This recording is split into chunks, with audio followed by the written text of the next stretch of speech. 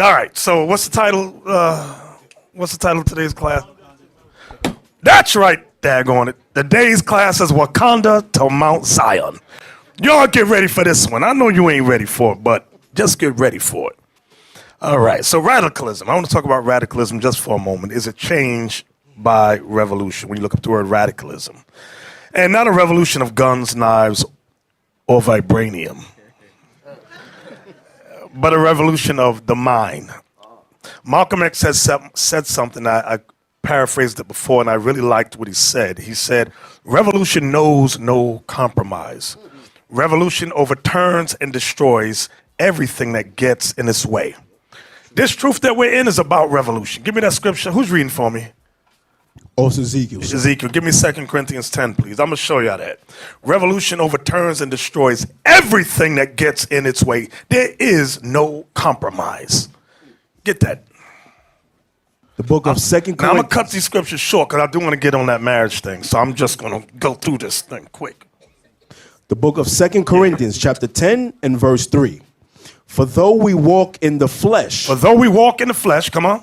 We do not war after the flesh. See, brothers, sisters, this war is not after the flesh, meaning a war of guns and knives. It ain't that kind of war. Go ahead. For the weapons of our warfare are not carnal. The weapons of our warfare are not carnal, meaning sinful or man-made. Go ahead. But mighty through God. But our weapons are mighty through God. Come on. To the pulling down of strongholds. To the pulling down of strongholds. Christmas is a stronghold. We got to pull that SH down. Let me tell you that again. Mother's Day is a stronghold. We got to pull that mother down. These things are strongholds. These things must be pulled down. Why? Because they're hindering us from getting the kingdom. Read on. Verse 5. Casting down imaginations. Casting down, the truth of God casts down imaginations. For example, you might imagine that Jesus Christ was a white man. We gonna cast that mother down. You might imagine that Christmas is okay. We gonna cast that down too. Read it again. Casting down imaginations and every high thing that exalted itself against the knowledge of God. And every high thing that exalts itself above the knowledge of God. That's your white man. That's your Philly neighborhood white man. Everything he puts out in the media must be cast down, must be pulled down. Was that it? And bringing into captivity. And bringing into captivity. Every thought. Every thought that we got must be brought into captivity when what? To the obedience of Christ. To the obedience of Christ. Go ahead. And having in readiness to revenge all disobedience. We must revenge all disobedience when? When your obedience is fulfilled. When your obedience is fulfilled. Meaning we can't be hypocrites. We cannot be do as I say, not as I do. It must be do as I say, do as I do. That's how it has to go down. Bishop, yes. Yeah, I didn't see. Get the, what is that, Ezra 7:10? Is it saying the same thing? Saying the same thing. Just pop up in my head. The book of Ezra, chapter 7 and verse 10. For Ezra had prepared his heart to seek the law of the Lord and to do it and to teach in Israel statutes and judgments. Because guess what? His fulfillment of himself, knowing himself, then he was prepared to teach his people. But a lot of y'all brothers who teach class, then you're caught up in some dumb things out here because you don't believe you're a teacher. You don't believe that God weighs you up to teach your people. Then these are the brothers you heard, oh, I didn't know this, I didn't know that. But they're willing to teach other people. You understand? Why not let God use your body for righteousness? You know how dumb they look? You are here preaching Israel. They're watching you on YouTube. They're watching you on class, on Periscope. Now you come up here with your head down. You know how dumb they look? That's so dumb, man. Because what's going on to your head, you don't know what you stand for. You don't know what you're into. Because if you really know what you're into, you would have never be that dumb. Some of our people sitting here, right? Some of online right now. Some of you, where's the camera for the online? Is that one right there? Some of you online right now talking about, I don't care how bad white people hate me. I'm going to love them anyway. I'm just going to love them. Give me Psalms 139, please.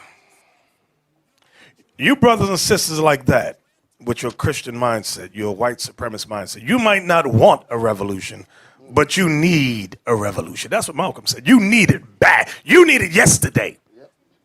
Give me that Psalms 139, verse 21 and 22. The book of Psalms, chapter 139, verse 21. Do not I hate them, O Lord, that hate thee? Do not I hate them, O Lord, that hate thee? And am not I grieved with those that rise up against thee? And am I not grieved with those that rise up against thee? Come on. I hate them with perfect hatred. Our King David said, I hate them with a perfect hatred. That ain't in the Bible. I know y'all thought that wasn't in the Bible. Some of you probably got that blocked out of your Bible. Now that hate that is taught, it ain't the crazy hate. Let me explain it. Because some of y'all might be crazy, so I got to explain myself so you don't go out there and be Negro. This hate that is talking about, give me Ecclesiastes 7:7, please. I'm going to explain the hate that this is talking about. Come on, Ecclesiastes 7:7. The book of Ecclesiastes, chapter 7 and verse 7. Uh-huh. Surely oppression maketh a wise man mad. Surely oppression maketh a wise man mad. It don't say a stupid man mad. It says a wise man. What does a wise man do when he's mad? He contemplates, he studies, he gets his thoughts together. He organizes, he builds bridges. Wise men build bridges, but fools build walls. Understand that. So in today's lesson, we're going to explain how we're going to build some bridges with our brothers and sisters. We're going to build some major bridges. From there, give me Jeremiah 29, 4 through 7. I'm going to touch on some history today. The book of Jeremiah, chapter 29, verse 4. Come on. Thus saith the Lord of hosts, the God of Israel, unto all that are carried away captives. We've been carried away captive. We are the descendants of slaves, the diaspora. Go ahead. Whom I have caused to be carried away from Jerusalem unto Babylon. Whom I've caused to carry away from Jerusalem unto Babylon. Go ahead. Build ye houses. The scriptures say, build ye houses. So it's not wrong for you brothers and sisters to want a home, to get a house in the land of your captivity. There's nothing wrong with that. Go ahead. Build ye houses and dwell in them, and plant gardens and eat the fruit of them. Read. Take ye wives and beget sons and daughters. Read. And take wives for your sons, and give your daughters to husbands, that they may bear sons and daughters, that ye may be increased there and not diminished. We don't die, we multiply. Read. And seek the peace of the city. And this is the part I wanted to get to. When it says, and seek, because some of you might get confused. It says, and seek the peace of the city. Go ahead. Whither I have caused you to be carried away captives, and pray unto the Lord for it. So when it says seek the peace of the city, write this down. Romans 13, obey the powers that be. That's all that means. It don't mean, oh, I love you, Mr. White Man. I just love you till the day I die. It ain't talking about that. It's talking about obey the laws of the land. That's all it's saying. And then wherein we dwell, ask the Most High for peace for those areas wherein we dwell. Nobody want Allah Akbar to set off where we live. I know I'll be driving across the bridge praying, Lord, please don't let no terrorists take part now. Wait till I cross the bridge, Lord. Then you could do what you're going to do. But not while I'm on it. Please, Lord, please. So some of you may not want a revolution, but some of us are in desperate need of a revolution, a spiritual revolution. Okay, give me Luke 21.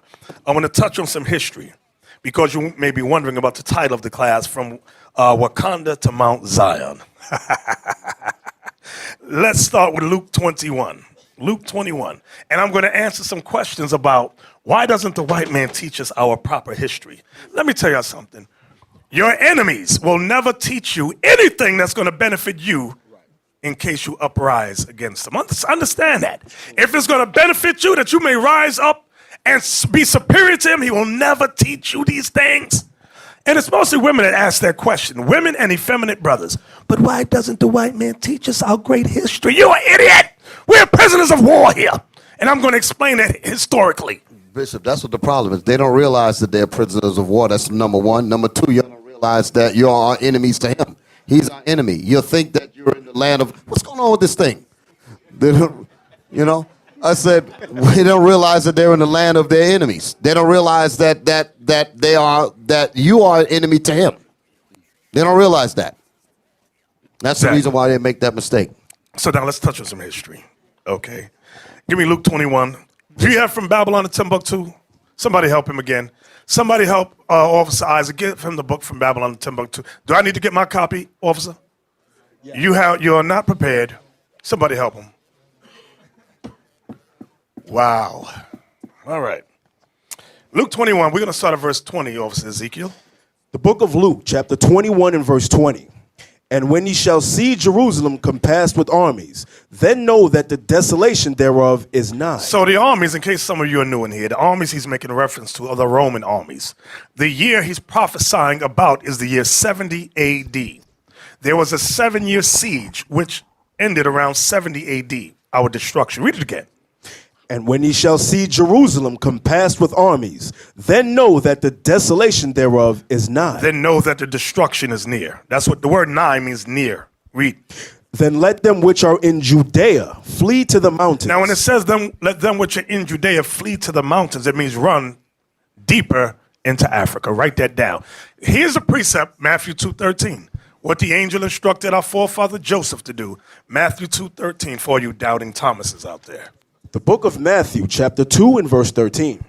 And when they were departed, behold, the angel of the Lord appeareth to Joseph in a dream, saying, Arise, take the young child and his mother, and flee. What's that word? And what? And flee. What? And flee. And what? And flee. And what? And flee. And flee. Where? Into Egypt. Which is deep in Africa. Read. And be thou there until I bring thee word. You know what we fail to realize? We fail to realize that Israel is adjacent. Israel, the land of Israel, is adjacent to the land of Egypt. You can walk from Egypt into Israel. What's the original name of Israel? Canaan. That was the land of Ham. Let me say it again in case you... Ding dong, ding dong. Israel was the land of Ham. Look up. You, over here, look up, go to Google. Google it for me. Middle East term. Read that. The term Middle East may have originated in the 1850s in the British India Office. However, it became more widely known when American naval strategist Alfred Thayer Mahan used the term in 1902 to, quote, designate the area between Arabia and India. Now, notice, it became popular in 1902 by the devil Alfred Thayer Mahan to designate the area between, watch this, Arabia and India. Is the land of Israel in Arabia? No. But it falls under the term Middle East. This is why when you say, or you hear people say, Israel is in the Middle East, you think two things. One of two things. You think either A, white man, or B, Arab. That was strategically done so that we would forget that Israel was the land of Canaan, the land of Ham, which is modern day Africa. Everybody understand what I'm saying? Yes, sir. Uh-huh. Okay, from there. Go back to Luke now. So we got to stop using that term, Israel is in the Middle East. No, it's in Africa, the land of Canaan.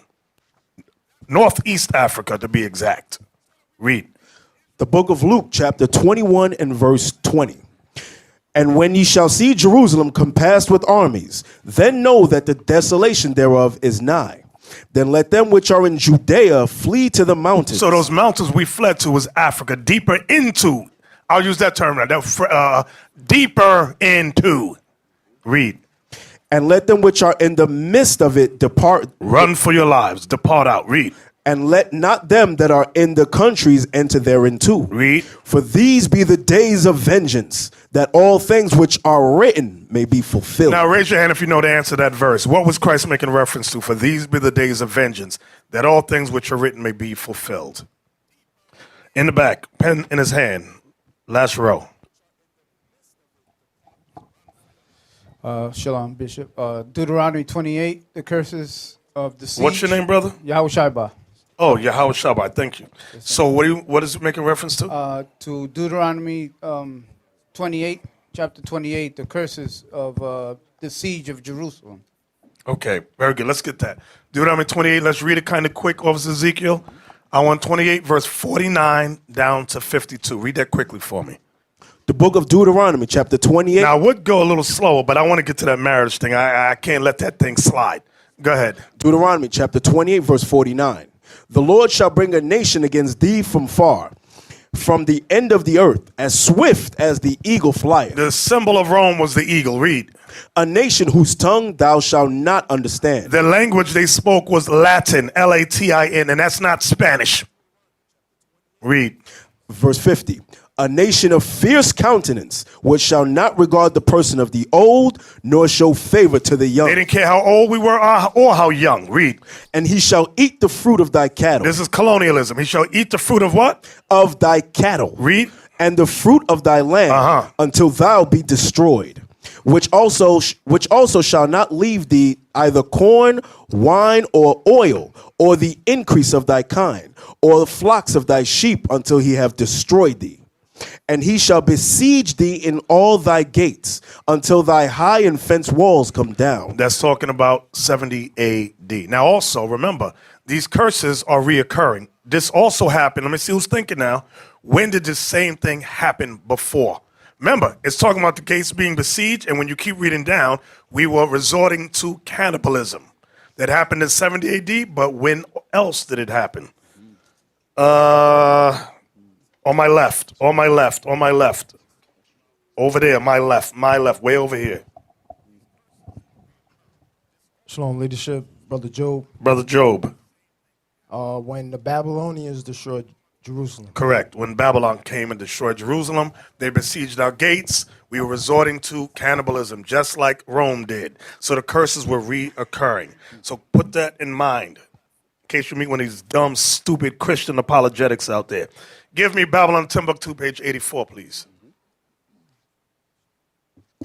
The book of Babylon, Timbuktu, page 84. Who wrote this book? The author is Rudolph R. Windsor. Okay, come on. In the year 65 BC, the Roman armies under General Pompey captured Jerusalem. In 70 AD, General Vespasian and his son Titus put an end to the Jewish state with great slaughter. During the period of the military governors of Palestine, many outrages and atrocities were committed against the residue of the people. Come on. During the period of Pompey to Julius, it has been estimated that over 1 million Jews fled into Africa. Over 1 million Jews fled into Africa. That's what you want to keep in mind. When Christ said, when you see Jerusalem come past by armies, flee to the mountains, that's the proof right there. Okay? Now, there's also a movie called Shaka Zulu, where the British, there's a British doctor with a British general, and he asked, who are these people over here?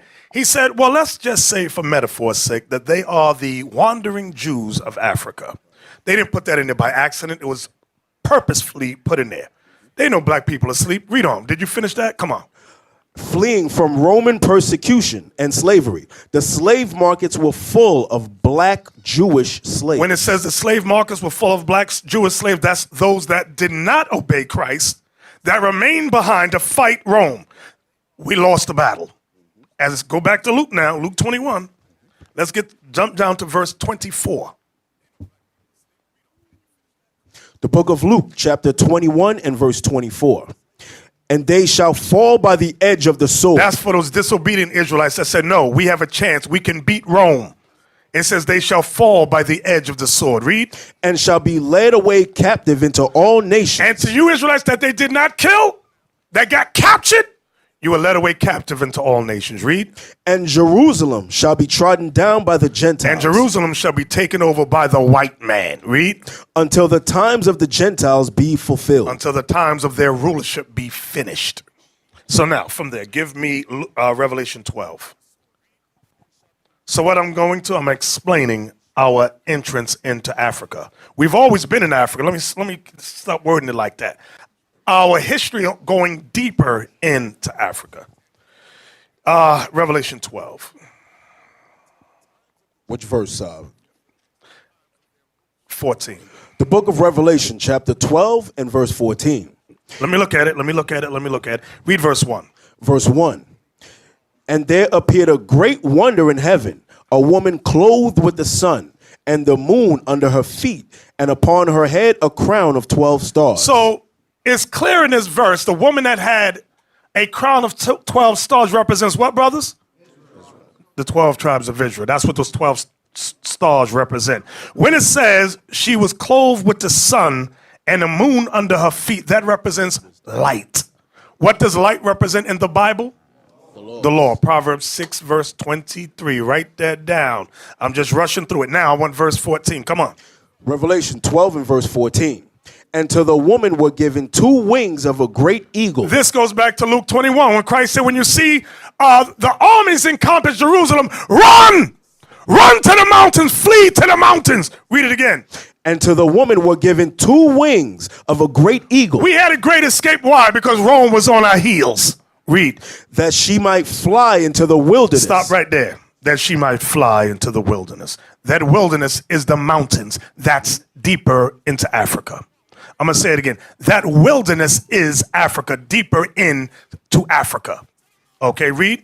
Into her place. When it says into her place, that's over here in America. Here's the proof. Give me Hosea 1 and 10 about the place. Here's the proof. I know I'm going kind of quick. I just need y'all to roll with me. The book of Hosea, chapter 1. You might not get it today, but as you meditate and study these scriptures, you're going to get it. It's going to pop in your mind. Go ahead. The book of Hosea, chapter 1 and verse 10. Yet the number of the children of Israel shall be as the sand of the sea, which cannot be measured nor numbered. We are the largest nation on earth. Read. And it shall come to pass that in the place where it was said unto them, that in the place where it was said unto them, read. Ye are not my people. Ye are not my people. There it shall be said unto them, ye are the sons of the living God. Because in this place here in America, it was said we were African Americans. That's what they said. So Judah rose up first. Okay. Then as Judah got the understanding, they started to go out and teach the other tribes. That's what it's talking about. Read on. Verse 11.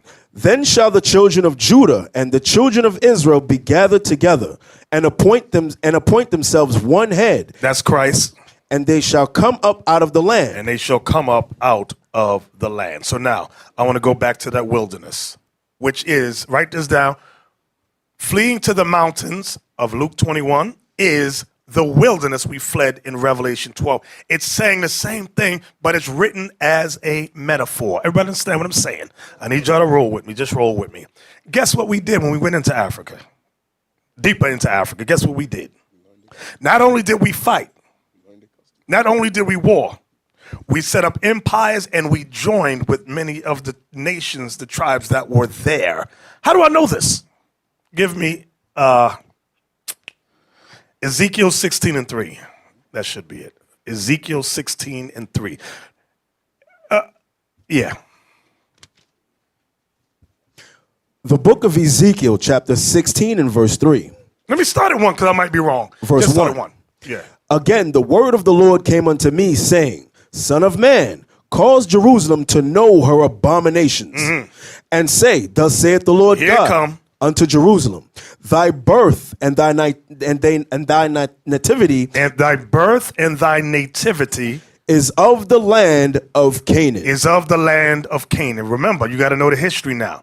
When we entered the land of, hold that. Give me Leviticus. I think it's 18 and 2. I think. Find it for me. You know what I want? That's it, yes, sir. Yes, sir. Okay. Thy birth and thy nativity is of the land of Canaan. Watch what the Lord warned us about. The book of Leviticus, chapter 18 and verse 2. Speak unto the children of Israel and say unto them, I am the Lord your God. After the doings of the land of Egypt, After the doings of the land of Egypt, where we came out, come on. wherein ye dwelt, shall ye not do. So he said, don't follow the customs that you came from Egypt.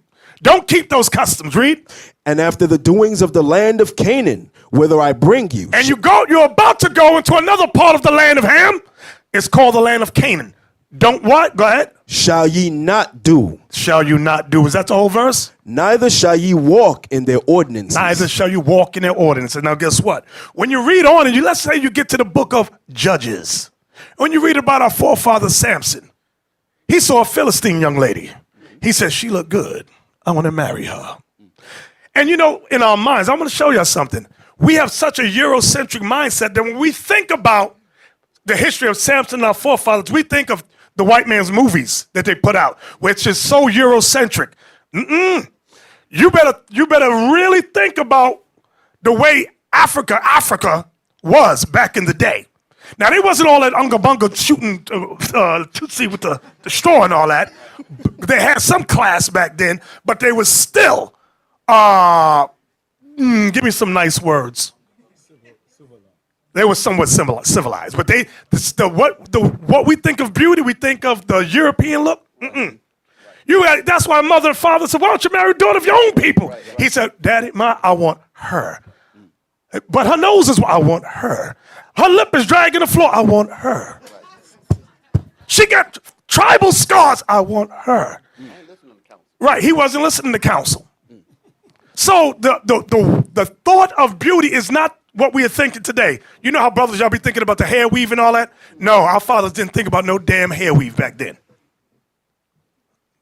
Let me leave y'all alone. Give me Ezekiel 16. Ezekiel 16. I saw women clenched up in their seat when I said that. He's about to go in on us. I ain't going to mention now. Come on. The book of Ezekiel, chapter 16 and verse 4. As for thy 3. Verse 3. And say, thus saith the Lord God unto Jerusalem, thy birth and thy nativity is of the land of Canaan. Watch this. Thy father was an Amorite. He's insulting us. Your father was an Amorite. And thy mother an Hittite. And your mother was a dusty Hittite. God is insulting us, saying, he's telling us we took on the culture, the customs of ancient Africa. That's what he's saying. And that's what we did. This is why when you read the textbooks, you read about the slaves that went to Puerto Rico and Haiti. What did we bring? What did our people bring with them? African customs. Voodoo and all that other Shango and Eligua and all that. Where did we get that from? Africa. Well, that's where we got all that stuff. The dancing with all that stuff we took from then. So now, watch this. Give me the book, Jewish Diaspora. Put it on the screen. I want the cover. It says Jewish Encyclopedia, something like that. Come on. I know somebody's online saying you can't prove what you... I already did it in the Bible. Now I'm going to go to a secondary source. Well, actually, we went to a secondary source with Babylon and Timbuktu. Now we're going to a third source. Come on, brothers. You see the cover right there. Now, when you walk into a bookstore, you'll see a book like this and walk on by. You will not think of opening this book because you got two devils, Edomites, on the cover. Encyclopedia of the Jewish Diaspora, Origins, Experiences, and Culture. This is volume 2. Now we want to go inside the book and see what the quote-unquote rabbinic scholars or Jewish scholars wrote. When you open the book, it says Africa, Jews in Africa. Now I want to go down to the highlighted part and see where they begin. Right there. Can you read that? Yes. Ezekiel. Yes, sir. Jerusalem fell in 70 CE, and zealots fled to Egypt, where they fomented a Jewish revolt, capturing large parts of the countryside, but not any urban areas. The Romans suppressed these uprisings during the Great Revolt of 115 to 117 CE. So I thought it was interesting that they started there. Okay, to go into that. Now, that history that we're reading about in Luke 21. Now, give me the next page. Go down to the bottom. Right there. A number of groups throughout Africa claim historical links with the Jews. Go ahead. The most feasible claim is that of the Beta Israel of Ethiopia. Read. Recognized by the Israeli government as Jews in 1975. Jump down to the next paragraph that's highlighted. The Lemba live in Transvaal in southern Africa. Okay, from there, give me the next page. So I thought when I opened it, and I thought this was interesting, how they're not talking about themselves, because I thought it would be talking about them initially, but it's talking about the blacks. Let's zoom in on that top part. Read that. Jews in Africa. In Mali, several thousand people in Timbuktu claim some form of Jewish ancestry. Moors and Jews fleeing persecution in Spain migrated south in the 14th century to Timbuktu. Now, we're going to talk about Spain in a moment. Notice it says fleeing persecution in Spain. That's during, what was that called? The Spanish Inquisition. Go ahead. But now we're going to find out how they got to Spain. Keep on reading. part of the Songhai Empire. See, remember I said we had set up empires. When you read about that great empire, the Songhai Empire, those were Israelites. It's telling you those were Jews that they called Moors. Go ahead. And this book is not for us. We'll be in a store, we'll go, la-da-da-da-da. I ain't reading that. This is for their people. Their people read this and they're not telling us nothing. They keep it close to the hip. Read. Askia Muhammad came to power in 1492 and forced Jews to convert to Islam or leave. After this, Judaism became illegal in Mali. So in Mali, Judaism became illegal, letting you know it was there in Mali. Read. In Nigeria, the Igbo may be descended from the southern and westward migrations. It ain't no maybe. They put it in there because they know who they are. That's what I want y'all to see. Go ahead. Of ancient Semitic peoples and later Jewish peoples from the Middle East into West Africa. Read. There are three groups. Beni Gat, said to have descended from the tribe of Gad. That's Gad. Gad. Go ahead. The eighth son of Jacob. Beni Zebulon. Beni means son of. Beni, when you see that word B-N-E-I, that's son of. Go ahead. Beni Zebulon from the tribe of Zebulon, the fifth son of Jacob, and Beni Manasseh. Beni Ephraim are different from other Nigerian Jewish groups as they live among the Yoruba. Go ahead. In Western Ghana, the House of Israel community, Sefwi Wiaswo and Sefwi Sui claim that their Sefwi ancestors are descendants of Jews who migrated south through Ivory Coast. Through Ivory Coast. Go ahead. The presence of Judaism the practice of Judaism in this community is recent and dates from the early 1970s. Okay, go ahead. The Abeyudea, a group founded in 1919, now consists of about 600 Ugandans who practice Judaism in eastern Uganda. We're going to talk about Uganda in a moment. Jump down to the next highlighted part. In Somalia, the Yibir or Hebrew tribe is looked down on as descendants of Israelites. Jump to the next part. A tribe in Rusapi, Zimbabwe claims ancient Jewish tribal connections. Okay, go to the next page now. So all this is their scholars for their people to acknowledge and be aware of.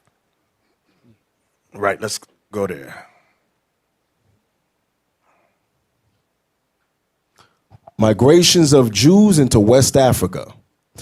According to most accounts, the earliest Israeli settlements in Africa were in places such as Egypt, Tunisia, and Ethiopia. Historians believe these settlements may have been in existence as early as the kingdoms of David and Solomon. So be aware of that. So that's why when the angel told Joseph to flee into Egypt, it wasn't just run there. We had sanctuaries there already established. Go ahead. As well as during the Assyrian invasion of northern Israel in 722 BCE, and the Babylonian captivity of Judah in 586 BCE, and in the Punic Carthaginian age. That's during the time of Hannibal. Go ahead. These communities were augmented by subsequent arrivals of Jews after the destruction of the Second Jerusalem Temple in 70 CE. You know what that's saying right there? Where it says these communities were augmented by subsequent arrivals of Jews after the destruction of the Second Jerusalem Temple in 70 AD? 70, AD. AD CE. It's talking about what we read in Luke 21 when Christ said, flee into Egypt, flee to the mountains. That's what they're referring to. Read that part again. This gives me goosebumps. These communities were augmented by subsequent arrivals of Jews after the destruction of the Second Jerusalem Temple in 70 CE, when 30,000 Jewish slaves were settled throughout Carthage by the Roman Emperor Titus. So they know our history. We don't know our history. Was that the last page? Okay. You know, I like the top part. You see where it says about the legend of Beni Musa? It tells you what the word Musa means. Son, it says sons of Moses. You heard of, what's that king, the most richest king in Africa? Mansa Musa. His name Musa is Moses. I just thought it was, you know. Anyway, read the highlighted part. Migrations into sub-Saharan Africa. In later centuries, Jews are believed to have settled in Western Africa during the height of the Songhai, Mali, Ghana, and Canaan-Bornu empires. According to the accounts from They explorers, know that all these empires were Israelites or Jews. So they'll put a word like "are believed to." No. They put that in there for their people to be aware of. Read. according to the accounts from explorers of the region, several Wait. According to the accounts from the explorers of the region, go ahead. several powerful Jewish families of the Songhai Empire were of Jewish origin. Boom. Go ahead. Until Askia Muhammad came to power and in 1492 decreed that all Jews either convert to Islam or leave the region. So this is the history of our people when we fled into Africa. Read that next highlighted part. Established a local Jewish community between Mali and northern Nigeria. Some accounts place West African Jewish communities in the Ondo forest of Dahomey south of Timbuktu. In the 1930s, these groups still maintained a Torah scroll written in Aramaic. Aramaic is not talking about this Hebrew we all be seeing today. This is the old language. Go ahead. That had been burned into parchment with hot iron instead of ink, so it could not be changed. Go down. Let's see, was there more? Okay, was there another page? No? Okay, let's go out of there. Give me the book of Zephaniah. So we proving our points, brothers, are we not? Yes, sir. You better believe it. Give me Zephaniah 3 and 10. The book of Zephaniah. That's why when I saw the movie Black, I didn't bug out. Brothers, but look at the plate in the lip. I said, he got a plate in his lip. I guarantee you check back from that tree far enough, you might have a plate in your lip too. And a bone through your nose. Read that, Zephaniah 3:10. The book of Zephaniah, chapter 3 and verse 10. From beyond the rivers of Ethiopia, my suppliants, even the daughter of my dispersed. The daughter of my dispersed means the daughter of my scattered. Dispersed means scattered. Was that the whole verse? Shall bring mine offering. Now, watch this. Watch this. Pull up the map. So here's a map of Ethiopia, right? And you see several of the rivers there. The capital of Ethiopia is Addis Ababa. And if you can see that above the words Addis Ababa, you can see the Blue Nile. Okay? You also have the, I can't pronounce it fine. If y'all know how to pronounce it, y'all help me out there. Yobelo River, bottom. You got the Dulo. You got the Shabeli. What? Y'all know I mess it up. Negele? Whatever. You got the Awash, and you got Lake Tana over there. So now, give me the next map. So I'm just showing you in conjunction with the scriptures, then I'm going to show y'all something. Give me the next map. Okay. This is the Blue Nile River. Blow it up big. I want us to be able to see it. Now, you see in Ethiopia, on my right, you see Addis Ababa, which is the capital, and you see in dark blue, that's the Blue Nile, and how it goes out of Ethiopia towards the Sudan, and it connects with the Nile River system. You see it in yellow. And it goes all the way down. Okay, now, what I want to do, Ezekiel, I want you to go to from Babylon. I had to fact check our brother, our dearly beloved brother, Rudolph R. Windsor. I said, let me see if what he's saying is true. Read that, because there are some bones in the book. You got to fact check when you're, all these books ain't 100%. The Bible is 100%. That's the primary source of information. Babylon to Timbuktu, page 79. The book of the book of Babylon to Timbuktu. By the time of the prophet Zephaniah, about 630 BC, Ethiopia and the adjacent lands of Uganda and Kenya were swarming with black Jews. Zephaniah says, 3 verse 10, from beyond the rivers of Ethiopia my suppliants, even the daughter of my dispersed shall bring mine offering. This verse is an indication that the Israelites would be multiplying and making converts among the inhabitants beyond the rivers of Ethiopia. No doubt this prophet had communication with the Jews in this remote area. The rivers of Ethiopia connect with the Nile water system. That's what I was showing you here, how that main river, that blue Nile connects with the yellow, which is the Nile. Go ahead. In the heart of Ethiopia. The Atbara River extends from the highlands of modern Ethiopia to the Nile.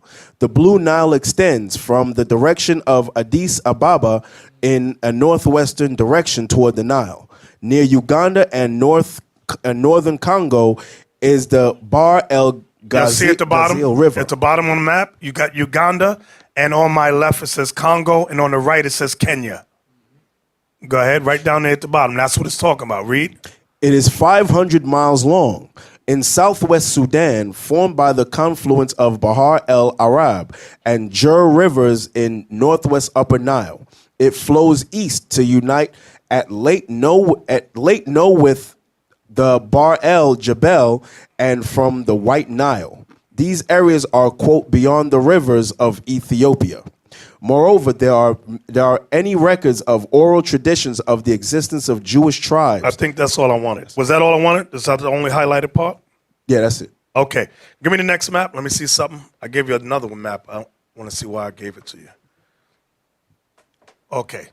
I want you see the blue Nile above Addis Ababa.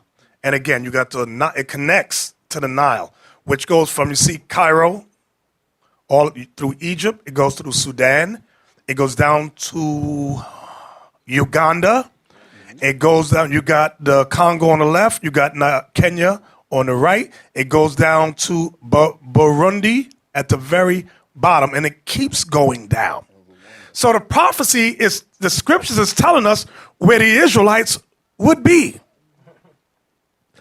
Now, go back to Zephaniah. I'm going to show you this because you might be thinking, well, maybe it was for back then, but it's not current for today. Let's see. Zephaniah chapter 3 and verse 10. From beyond the rivers of Ethiopia my suppliants, even the daughter of my dispersed shall bring mine offering.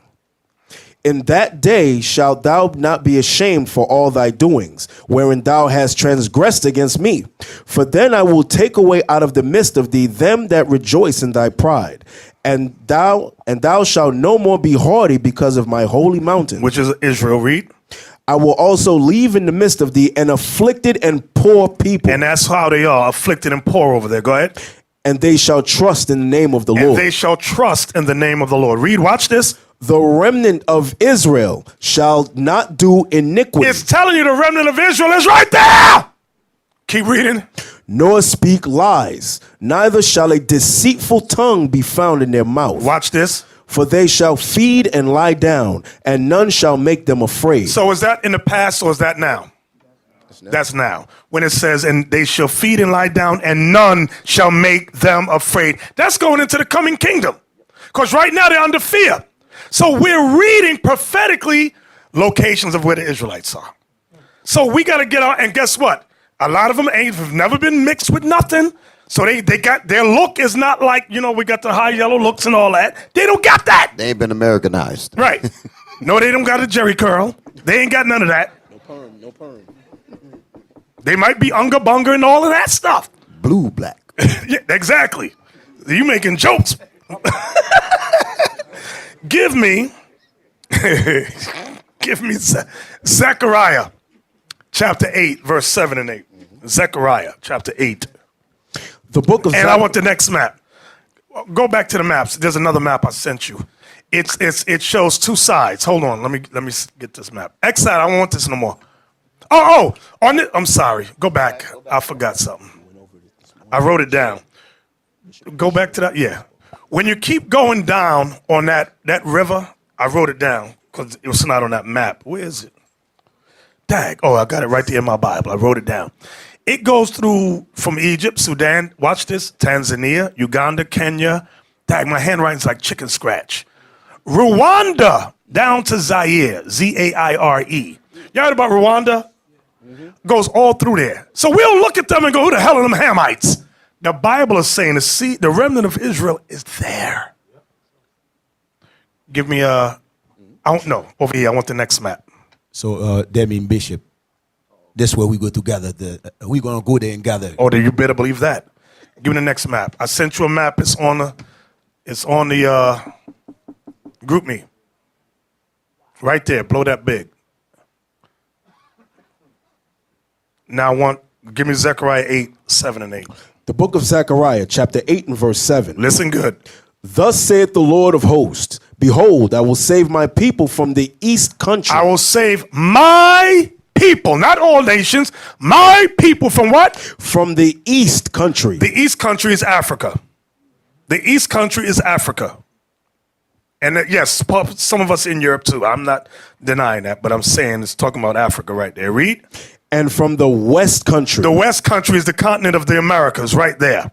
That's the east and the west. The east country and the west country. That's what it's talking about. Read. Verse 8. And I will bring them, and they shall dwell in the midst of Jerusalem, and they shall be my people, and I will be their God in truth and in righteousness. Now, what you going to do about that? What you going to say about that? Now, give me Revelation. Now that have we been proving our points, brothers and sisters? You better believe it. That's why I said Black Panther. It didn't piss me off. I got excited. I said, you know what? Because Esau got so much pride, he'll put it out. Yep. That's what He'll just put it out and piss everybody off, and everybody's saying this and saying that. I'm just thinking about the word of the Most High. I said, you know what? too many people don't do. We're going to use this to God's advantage. That's all we're going to do. Watch this. Revelation 11. Verse, and we're going to start at, and I want you to roll with me on this. Watch this. Revelation 11. I'm going to show you something. No, Lava, that's not what I want yet. Not yet. When you read Revelation 11, okay, Lava yells out 1 through 6. Okay. When you read Revelation 11, 1 through 6, listen good what I'm saying. I want you to look at verse 3. The book of Revelation, chapter 11 and verse 1. And there I said verse 3. Verse 3. Don't listen to Lob, listen to Bishop. And I will give power unto my 2 witnesses. Stop. I want you to underline my 2 witnesses. Now, Christian commentaries say that in the last stage, you got 2 old, crippled white people running around saying things. That's not talking about 2 old, crippled white people. I'm going to show you. When you read about the 2 witnesses, it goes into the law and the testament because it gives you an example of Elijah and Moses. But it's not talking about Elijah and Moses. It's talking about the 2 kingdoms of the nation of Israel. I'm going to prove it to you. So in verse 3, you read about my 2 witnesses. Now, I want you to jump down to verse 10. Verse 10. And they that dwell upon the earth shall rejoice over them and make merry, and shall send gifts one to another, because these 2 prophets. Stop. I want you to underline that. 2 prophets. It went from 2 witnesses to 2 prophets. Now watch how it changed next. Go to verse 13. Verse 13. It's going to really explain who the 2 witnesses, the 2 prophets are. And the same hour was there a great earthquake, and the 10th part of the city fell. And in the earthquake were slain of men 7,000.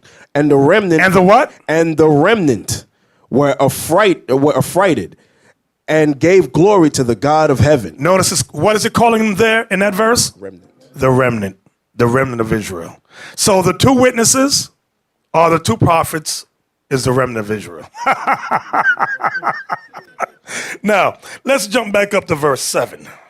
Revelation chapter 11 and verse 7. Write this down. Now, write this down. From verse 7, we're going to read about Renaissance, 1492.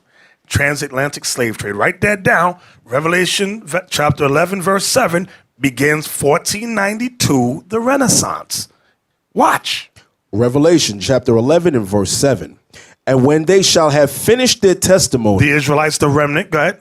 the beast that ascended out of the bottomless pit. Now you read that word beast and get confused. Who's the beast? The beast is still talking about men. Give me the Ecclesiastes. Was it 3 something or 4 something? 3:18. 3:18, thank you. Get that. For you new brothers and sisters, let me help you out with the word beast. Come on. The book of Ecclesiastes, chapter 3 and verse 18. I said in mine heart concerning the estate of the sons of men, that God might manifest them, and that they might see that they themselves are beasts. So the beasts are the sons of men. So let's go back to Revelation chapter 11 and verse 7 once again. Revelation 11 and verse 7. Watch this. And when they shall have finished their testimony, When the Israelites have finished their testimony, The beast that ascendeth out of the bottomless pit. The white man that ascendeth out of Europe, that's the bottomless pit out of Europe. Go ahead. The cave, let me be more specific. The caves of the Caucasus Mountains of Georgia, Russia. That's the bottomless pit. Read. Shall make war against them. They made war against us, and what happened? And shall overcome them and kill them. They destroyed us. I'm going to show you all that with some proof. Everything we say today, I'm going to prove it to you. They made war against us during the time of Renaissance. They overcame us. They got us in Spain, Rome, Constantinople. The last place they got us was Russia. They got us even in Africa, because those of us that fled from Spain and Portugal and Constantinople, those of us that escaped fled back to Africa. Let's read on. I'm going to show you all that. Go ahead. And their dead bodies shall lie in the street of the great city. And their dead bodies shall lie in the street of the great city. Now, they are not physically dead, but they are spiritually dead. But I'm going to read the whole verse so I'll explain what I'm saying. Go ahead. And their dead bodies shall lie in the street of the great city, which spiritually is called Sodom and Egypt, where also our Lord was crucified. The great city is making reference to, first and foremost, is Babylon the Great, which is the United States of America. Write that down. How do we know that? Because hasn't America passed same-sex marriage? That's why it's called Sodom. Pull up Canada. Find me Great Seal of America. On a dollar bill. Type in Seal of America dollar bill. Now, read the verse again. Revelation 11 and verse 8. And their dead bodies shall lie in the street of the great city, which spiritually... Stop. Which spiritually, not literally, but spiritually. So this place is not literally Sodom or Egypt, but it's spiritually called Sodom and what? And which is spiritually called Sodom and Egypt. And Egypt. Why? If you look here on the screen, many of you have a dollar bill, you'll see the Great Seal. Under it says, notice it says the Great Seal. What is it? It's an Egyptian pyramid with the all-seeing eye of Ra on top. At the bottom, we got Roman numerals, which is 1776. That's when it was established. Under it, it says Novus Ordo Seclorum, New World Order. On top of it, it says Annuit Coeptus, our enterprise success. That's what it's talking about. So they know. Now type in Washington Monument. Show you how this place is spiritually called Egypt. They know that this place is spiritually Egypt. You got an actual Egyptian obelisk as the Washington Monument. That's a real Egyptian obelisk that they stole from ancient Egypt and set it here in Washington, D.C. So let's go back now. Revelation 11 verse 11 and 8. Verse 8. And their dead bodies shall lie in the street of the great city, which spiritually is called Sodom and Egypt, where also our Lord was crucified. Type in Jesus. Right there. That's what it means when it says where also our Lord was crucified. His image was crucified as a black man. They changed it. And his teachings have been crucified. His image was crucified and his teachings were crucified. That's what it's making reference to. They changed his whole look, his whole teachings. Okay, get off of that before Ephraim start worshiping. Santa Maria, Jesus Cristo. Where we at now? We're at verse 9. Revelation 11 and verse 9. And they of the people and kindreds and tongues and nations shall see their dead bodies 3 days and a half. 350 years. And shall not suffer their dead bodies to be put in graves. Because we're not physically dead. That's what it means when it says, and shall not suffer their dead bodies to be put in graves. Give me that in Proverbs. You know what I want? Yes, sir. Is it 21? Where is it? You know what I want? Yes, sir. They that wander out of the... Way of the understanding. Yeah. Thank you. The book of Proverbs, chapter 21 and verse 16. The man that wandereth out of the way of the understanding shall remain in the congregation of the dead. Now you may ask, but wait a minute. How did we go from being that great nation to becoming wandering out of the way of understanding? Well, it's simple. When they conquered us during the time of slavery, what laws did they set up regarding our education? We could not read or write. They made us base people. That's what they did. Those of us that were kings and rulers, they killed us. The rest, they said, raise these kids up as ignorant children. That's what they did. Okay, let's go back to Revelation. I'm going to prove everything I'm saying. I'm going to just keep saying it. Where are we reading down to? We're going down to 11. Go ahead. Verse 10. And they that dwell upon the earth shall rejoice over them and make merry. They made Christmas celebrations called Merry Christmas. Go ahead.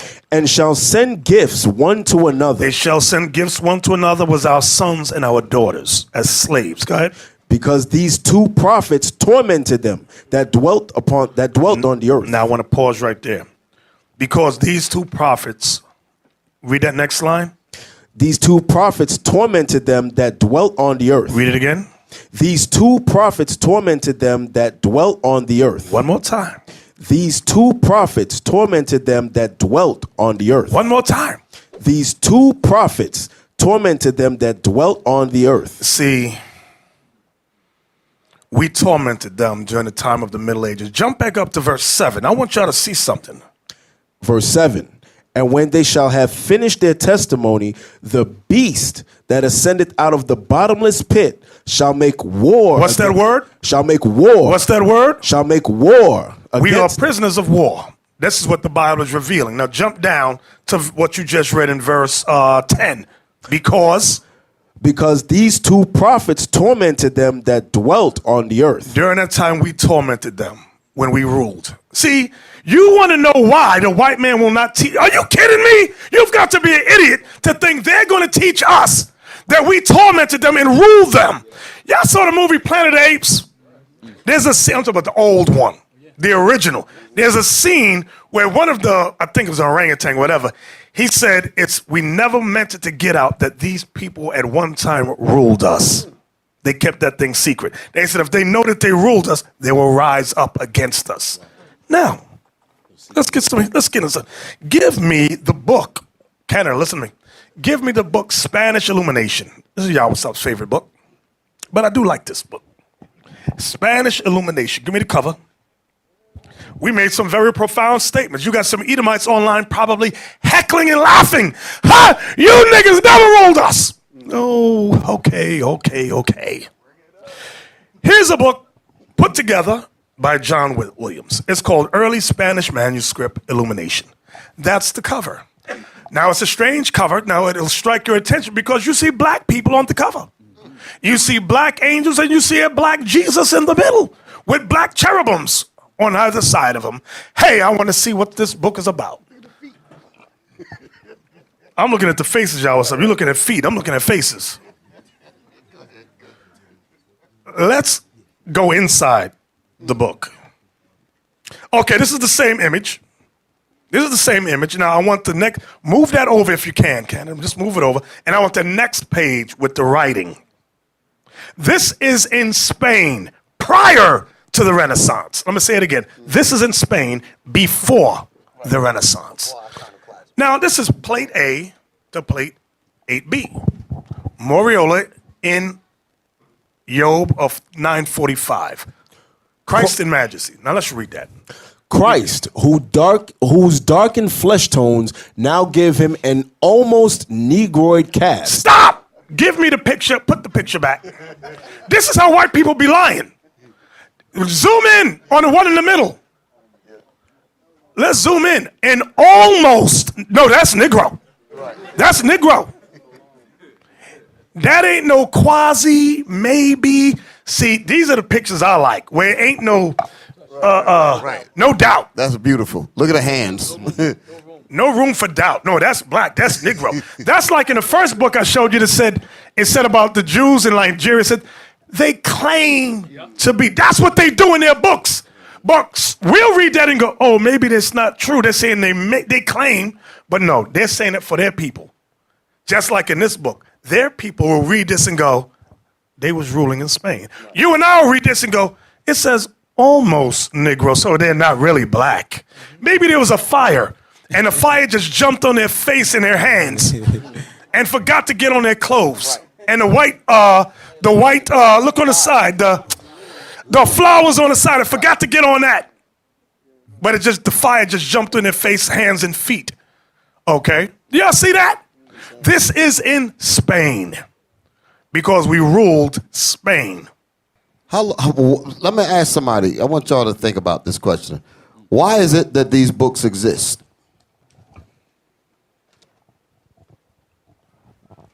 Bishop already said it, so this should be easy. This shouldn't take a minute. Just be Shalom, very quick. leadership, Brother Yair. Shalom. These books exist to edify the our enemies' children, so they know their history and our history as well, but not to teach us.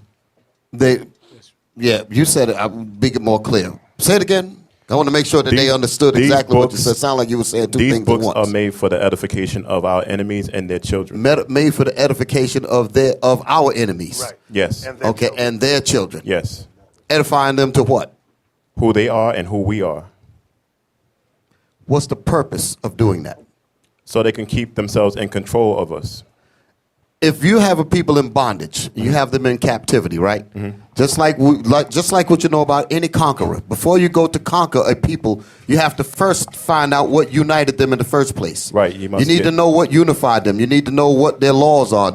Everything about them, you need to capture that information because that is the glue that unifies the people. Mm-hmm. So me as a conqueror, me as an enemy, I need to take that and keep that in my pocket. Right. But I'm not going to live forever. I'm going to die, and I want my succeeding generations to know what I know, so I teach them. Right. That's one of the reasons why they had the classrooms segregated, because they wanted to be able to teach their children without you sitting in the same classroom hearing what they're talking about. That's 100%. It ain't got nothing to do with your skin color. They need to talk about you, and they can't talk about you with you being in the room. Exactly. And you know another thing about this in Spain, because when you hear about the term Moors, that's why I always say the term Moors, it's a generic term which simply means blacks. You could have the Muslim, because the Muslims also came in, but in Islam, they have laws not to paint any images. So the ones that painted these images were not Islamic at all. No. They were Jews, they were Israelites, they were Christians, okay? That's who these were. Let's go out now. Yeah, you know, Bishop, like you just said, these are code word for their children. Mm-hmm. Like when you see the word maybe or suppose, or claims, these are code word. Because if you put something claims, you have to say what is claim to. What the hell are you talking about? Mm-hmm. But they put those words there is code word for their people. When they're reading it, they're like, pretend or claim. They're talking about that guy is black. Mm-hmm. You understand? These are code words. When they read those code words, that's like, they meant they're not for the Negroes to pick this up. Right. That's for us. Don't pick this up. Give me the next picture. X out of this. I want the next one. Okay, here's another picture. Now, this is a kind of a quasi picture, but if you zoom in, you can see how some of them got darker hue around the forehead down. Now, I want you to move over. I want to see who this is. Just move over. Canada, move over. I can see that. Can y'all see that they're black? I see that they're black. Look at some of the face tones. But now watch this.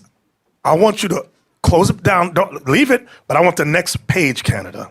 The writing about this. Now y'all see the golden helmet, right? Y'all see the gold helmet on that guy with the spear in his hand, the shield. You got an army on one side and an army on the other side.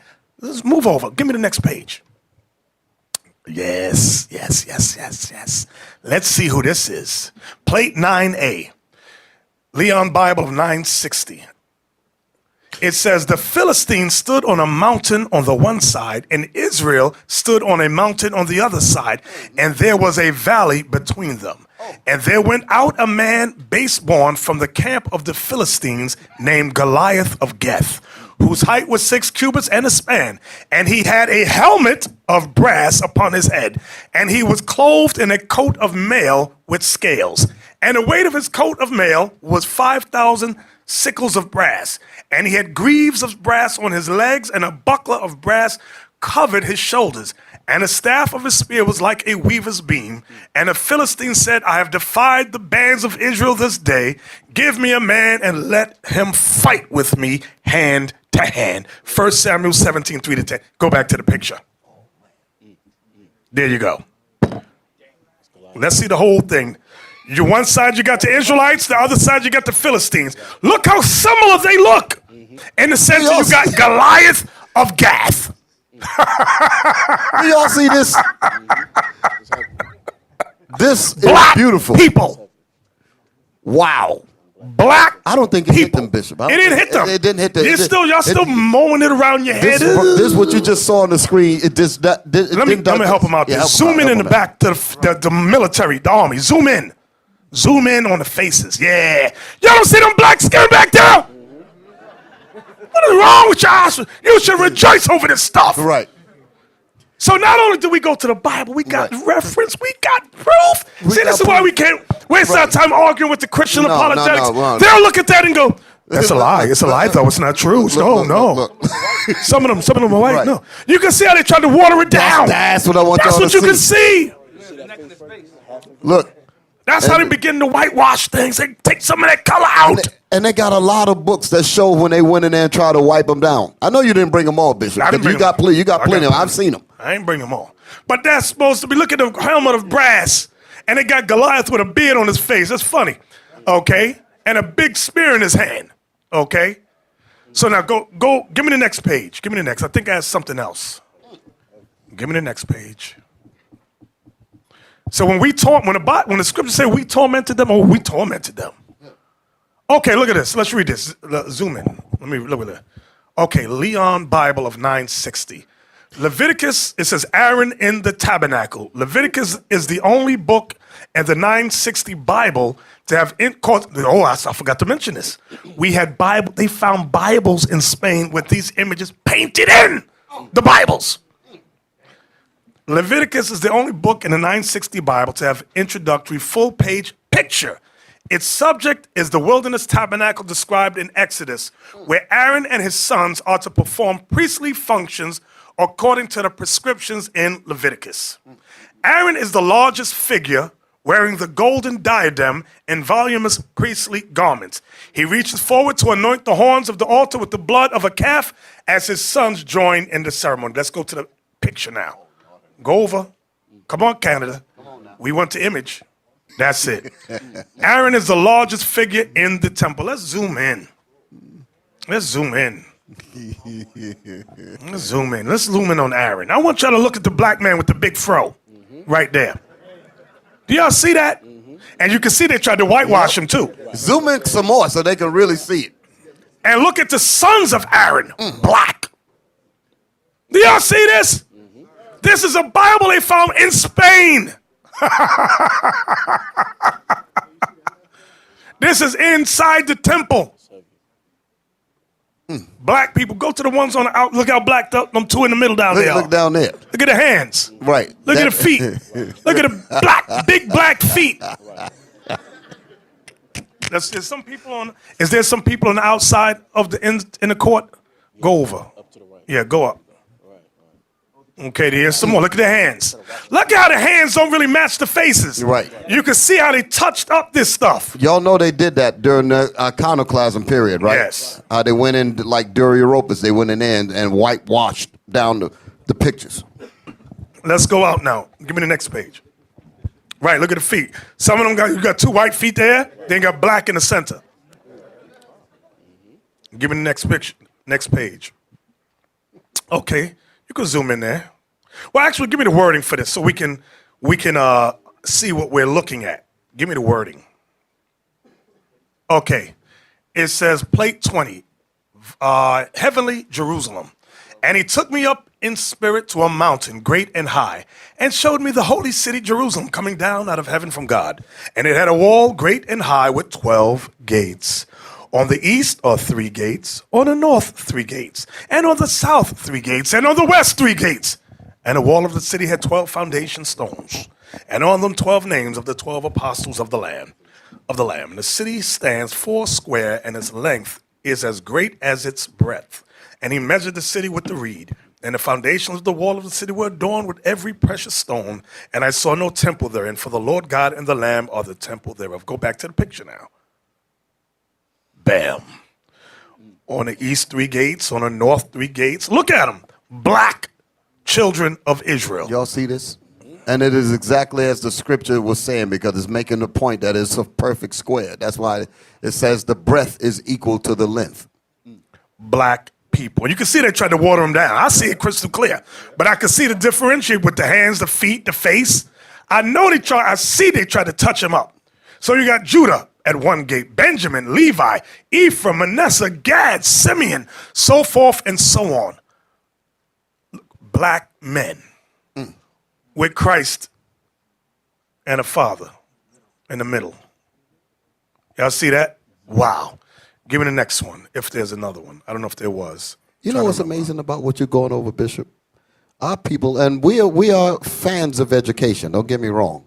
But you can't pay for this kind of, you go to all your prestigious university with all them books, and all the like the stuff that we reading, and they will show you none of this. And you're paying all kinds of money. Here we are, we're bringing the information out crystal clear. Books from Harvard, some of the books that you got up here come out of Harvard, Yale, Oxford University, all books like that. And some of y'all sit here and play games. Right. Hear all of this information, hear all of this knowledge, and you just go back out there and become nothing. I don't understand the Negro. Like that dude that ran out of here and joined the unapologetic community. Stupid Negro. Dumb as hell. Okay, here's plate 15 of 16. The woman clothed in the sun that we just read about, and the dragon. And the great sign appeared in heaven, a woman clothed in the sun, and the moon was under her feet, and upon her head a crown of 12 stars. And being with child, she cried out in her travail. And behold, a great red dragon having 7 heads and 10 horns. And its tail was dragging along the third part of the stars of heaven. And it dashed them to the earth. And she brought forth a male child, who was to rule all nations with a rod of iron. And the child was caught up to God and to his throne. Michael and his angels battled with the dragon. The great dragon was cast down, the ancient serpent, he who is called the devil and Satan. Now let's get the image. Let's look at the woman which represents the 12 tribes of Israel on my left. Let's zoom in. You see the dragon with the 7 heads? Let's get the woman which represents Israel. A black woman clothed with the sun and the moon. Is the moon under her feet? Go pull up a little bit. That's the moon under her feet. Black! So what you gonna do about that, my Christian apologetics, you LGBT community? What are you gonna do about that? Look, black angels right there. Look at that. And they're throwing white people in fiery furnace over there on the right. Y'all see that, right? I don't think they got that, Bishop. Look at the so-called white man. Look at them. So, yes, they had the color. That's right. Get the Lord a hand of that thing. That's Christian. Do you see how dangerous this is to your mind for us to know this? Damn, go up. Got the so-called white man right. The angels doing throwing them in. There you go. Look at this. Christ and the angels. Look at that. Christ right there, black man sitting on the throne. Y'all see that? Black. Where was this? Spain. In Spain. In Spain. Look at the color contrast so y'all can understand we're talking about 2 different people. Look at the color contrast of the faces and the bodies of what we're showing you with Christ, the angels. To go back and get the Edomites again. So you can get the instant comparison. Huh? The A-B comparison. Look. Red people. Look at them. That's beautiful. All That's praises. beautiful. Was there more to beautiful. that, Canada? Was there anything else on that book? That was it? Okay, now X out of that. Oh, we ain't finished yet. We're not finished. Give me image of the black. You know I love this book. You can X out of all that. I want image of the black. That was some good stuff right there, brothers. Oh, yeah. Can I get a witness? All praise to the Most High.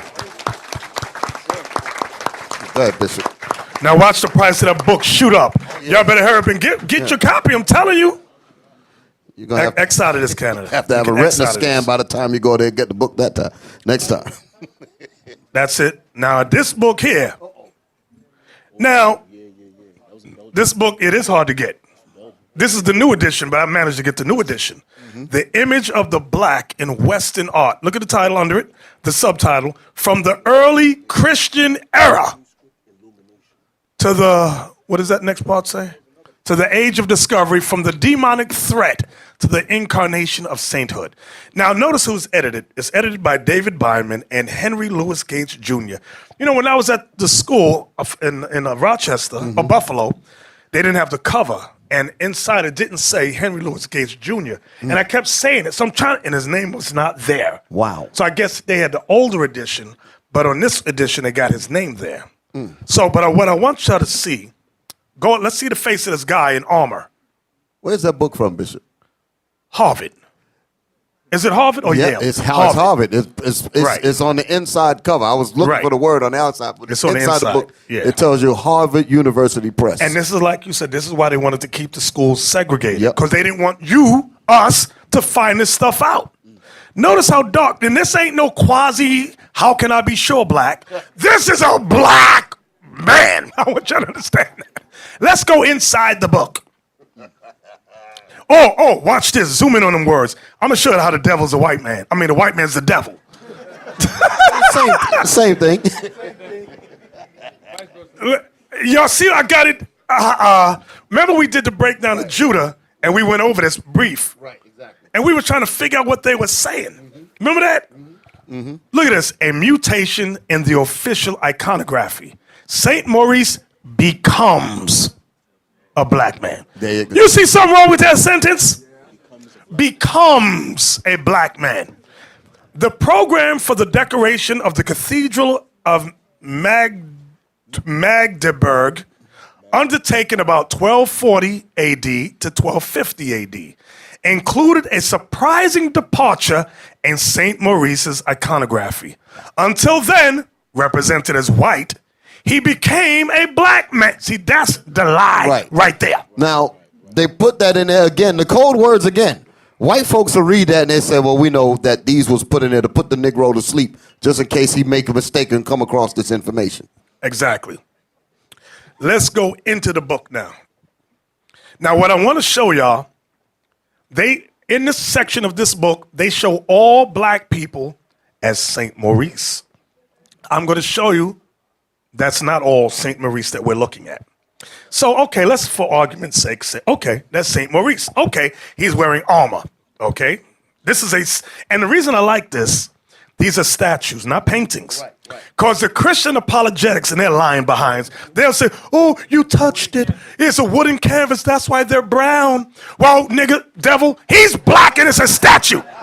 There you go. You devils, you. Now, y'all got to think about What are you going to do with that? What are you going to do with that? They even knocked the nose off. They couldn't try. They said, no, it was too big. They said, he's too black. He blue black. They couldn't get the whole nose, Bishop. It was too big. The nose was too big. They got part of it. Yeah. They said, damn, the Negro features are still there. Gee, Harvey, what are we going to do? Yes. So when you read about the Knights of the Round Table, things of that nature, I'm showing you, all that was us. All that was us. I'm going to prove it. Let's go further into the book. Bishop, they call us a hate group, but who wrote these books? Exactly. We're a hate group for finding them? Right. We found the books, now we found them, now we're a hate group. Come on, Canada, come on. Let's go to the next picture. Okay, let's get the wording at the bottom. Now, I want to see what number. Okay, 121. It's the 121 is on my left. It says, St. Maurice detail of a painted panel from the outer right-hand wing of a whatever that word is. This is in Vienna, 1447. Look at the year. 122, which is next to it, St. Maurice, detailed of the painted reverse of the right wing of an altarpiece. Notice the year, 1370 to 1380. I want you to notice the difference in years. One says 1447, the other one says 1370. And they both say they're both St. Maurice. Let's go up. Now, let's look at these for a second. If you know anything about a family crest or a family seal, how do we know, let's say Deacon Yellowstop writes me a letter, I'm in Vienna. How do I know it comes from him?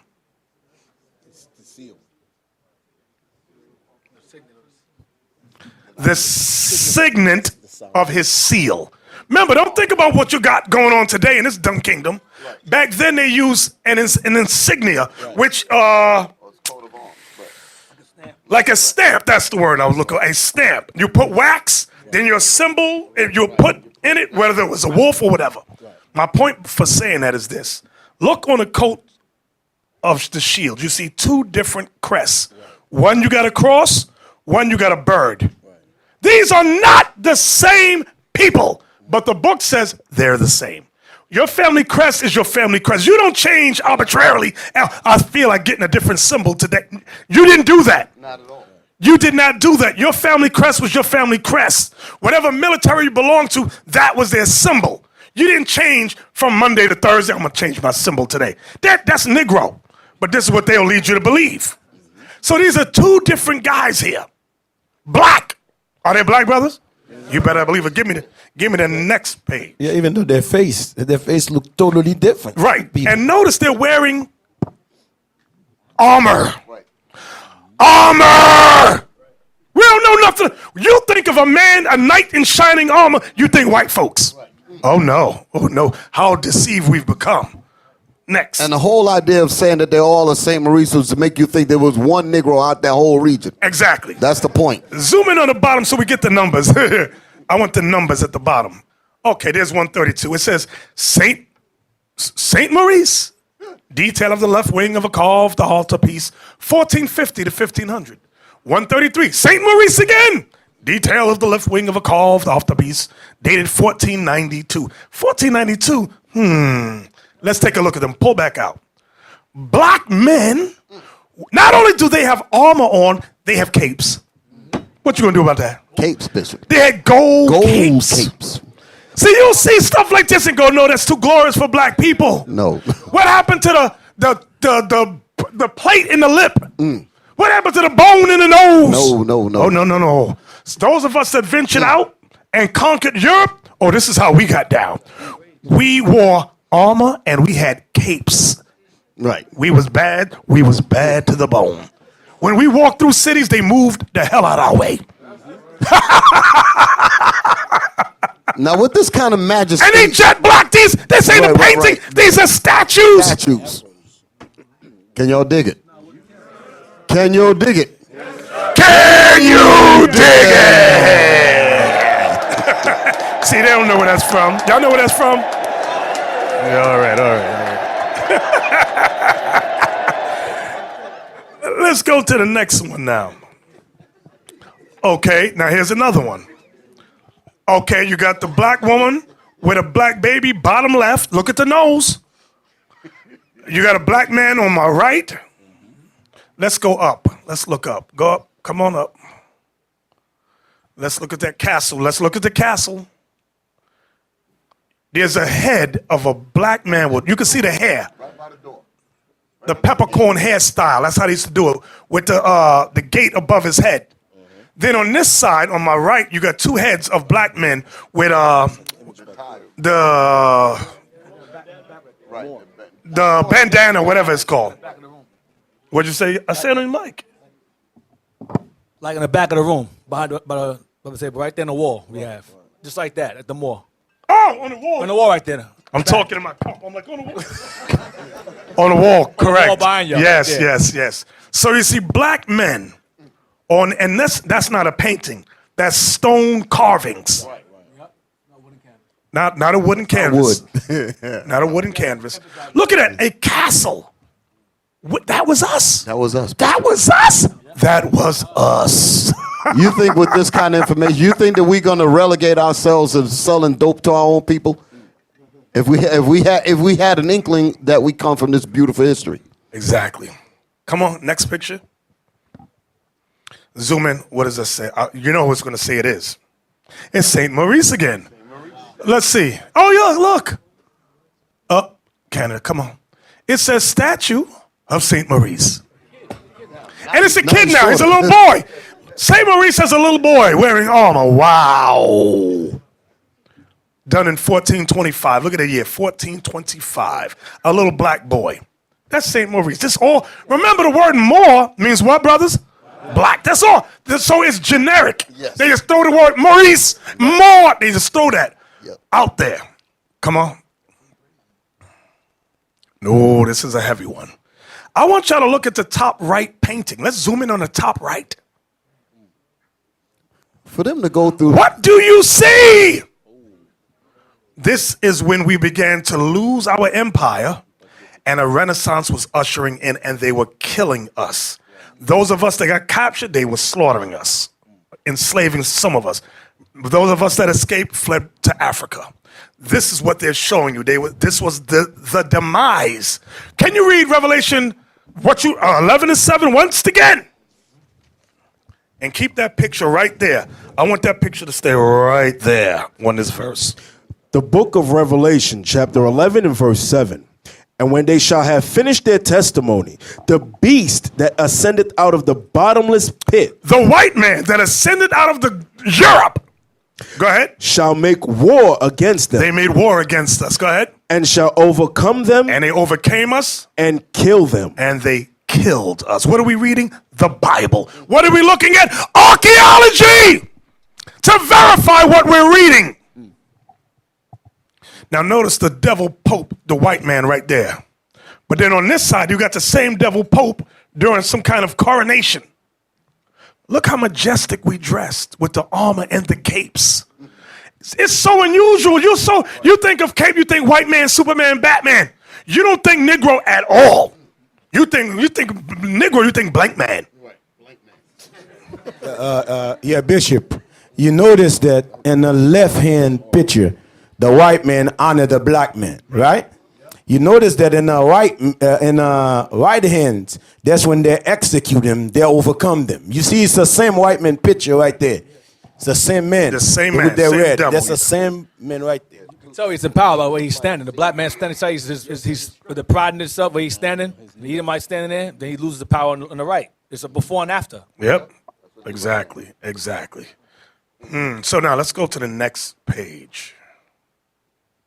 So all these black people that we keep seeing as St. Maurice. Let's see who this young man is. Let's zoom in at the top. Wait, what's the number at the bottom? Give me the bottom. I got to see the number. No, that's the page. I want the plate number. 146. Oh, gosh. Now let's go to the top. Page 1. Let's look at page. Oh, God. 146. Oh, look who it is again. It's St. Maurice. Statue from a niche in the central panel of the altarpiece of the high altar, done in the year 1480.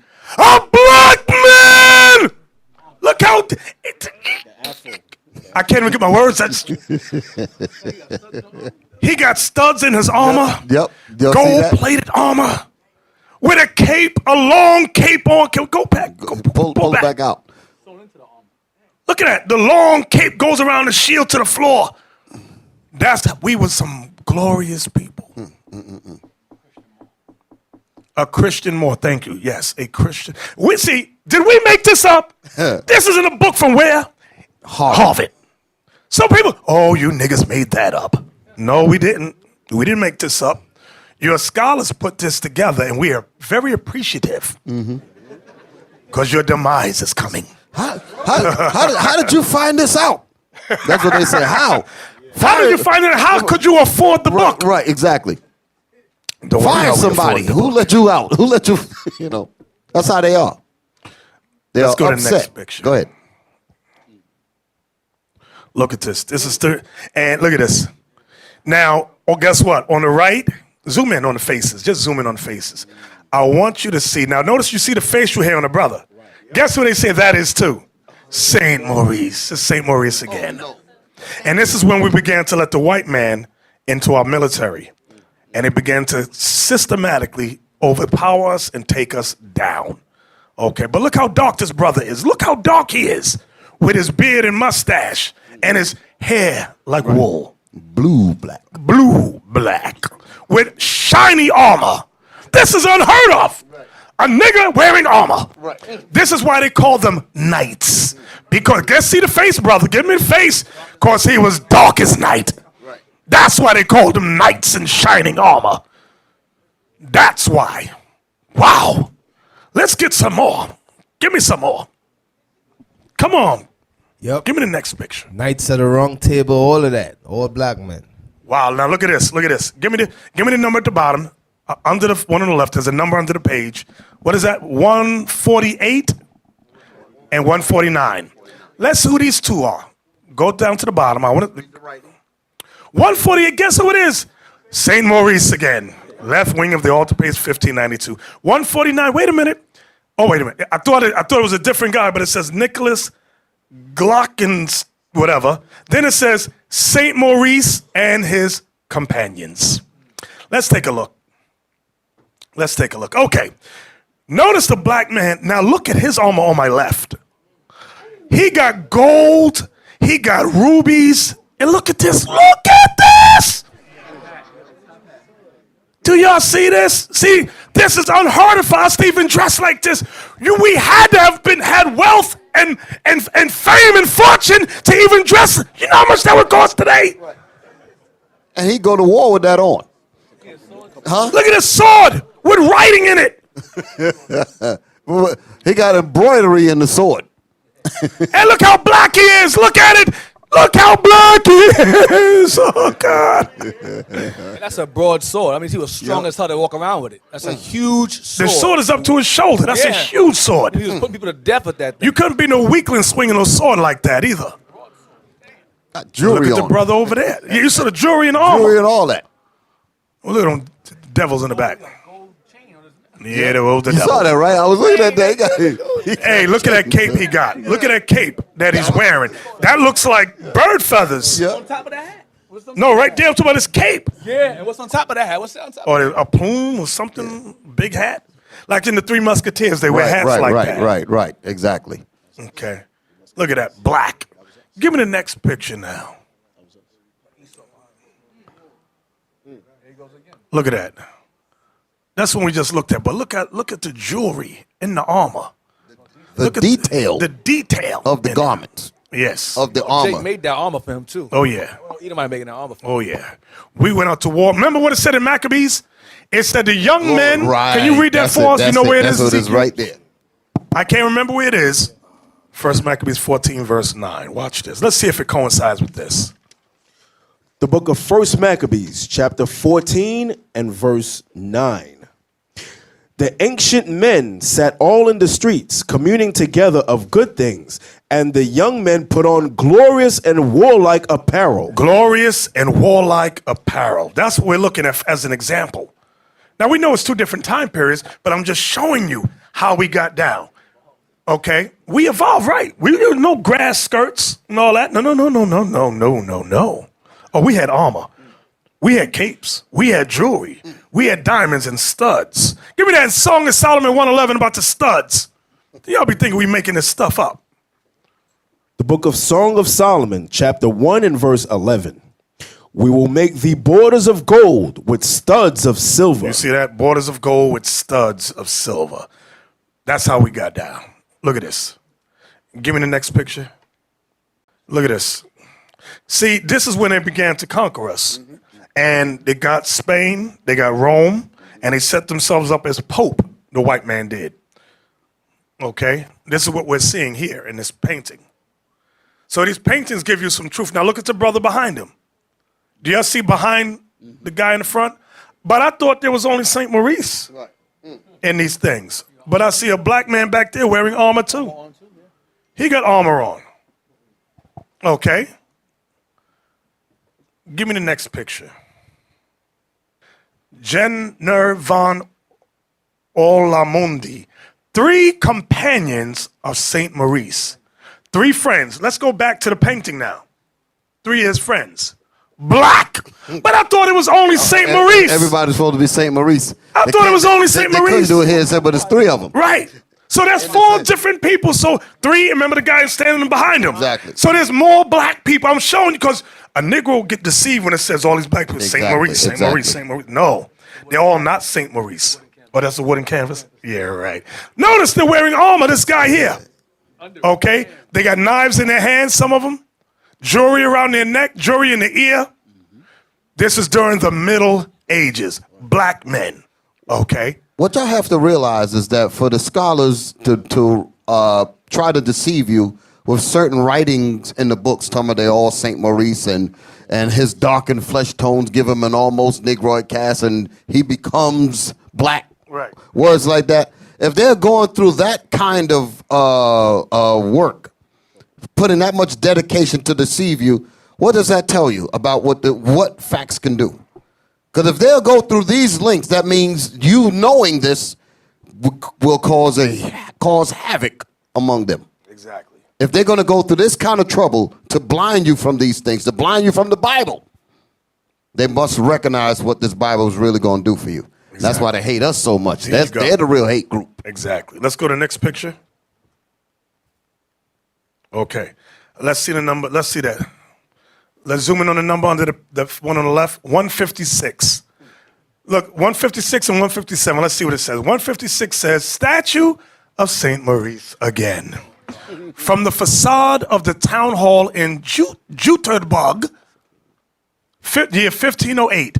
157 says, St. Maurice and his companions, upper half of the right wing of whatever that word is, from the chapel at Gross, whatever that word is, Whitfichtstink, I don't know the language, year 1520, Lunenburg Museum.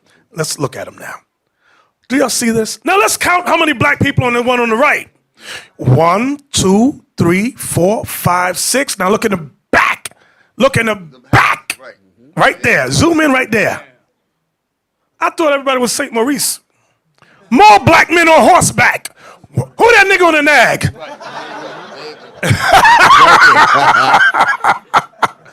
Look at it. Black men wearing armor and capes. On the armor. You see how we used to get down?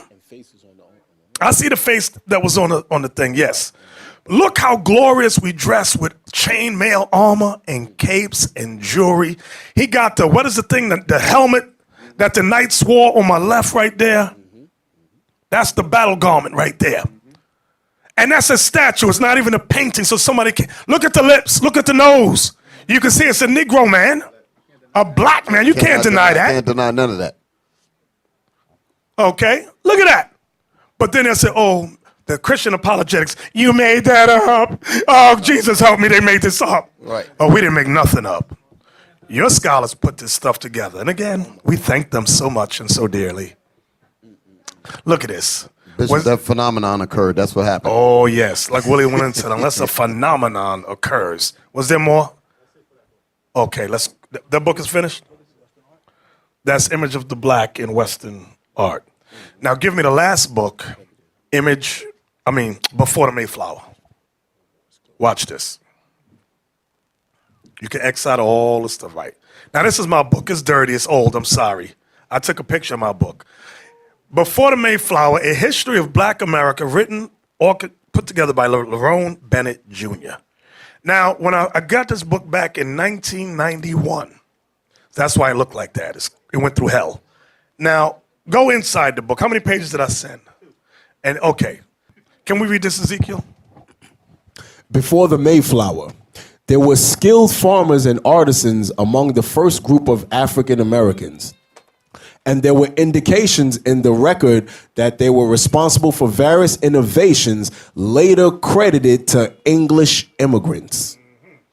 The great things we did was giving credit. They gave credit to the white man. Go ahead, Dom.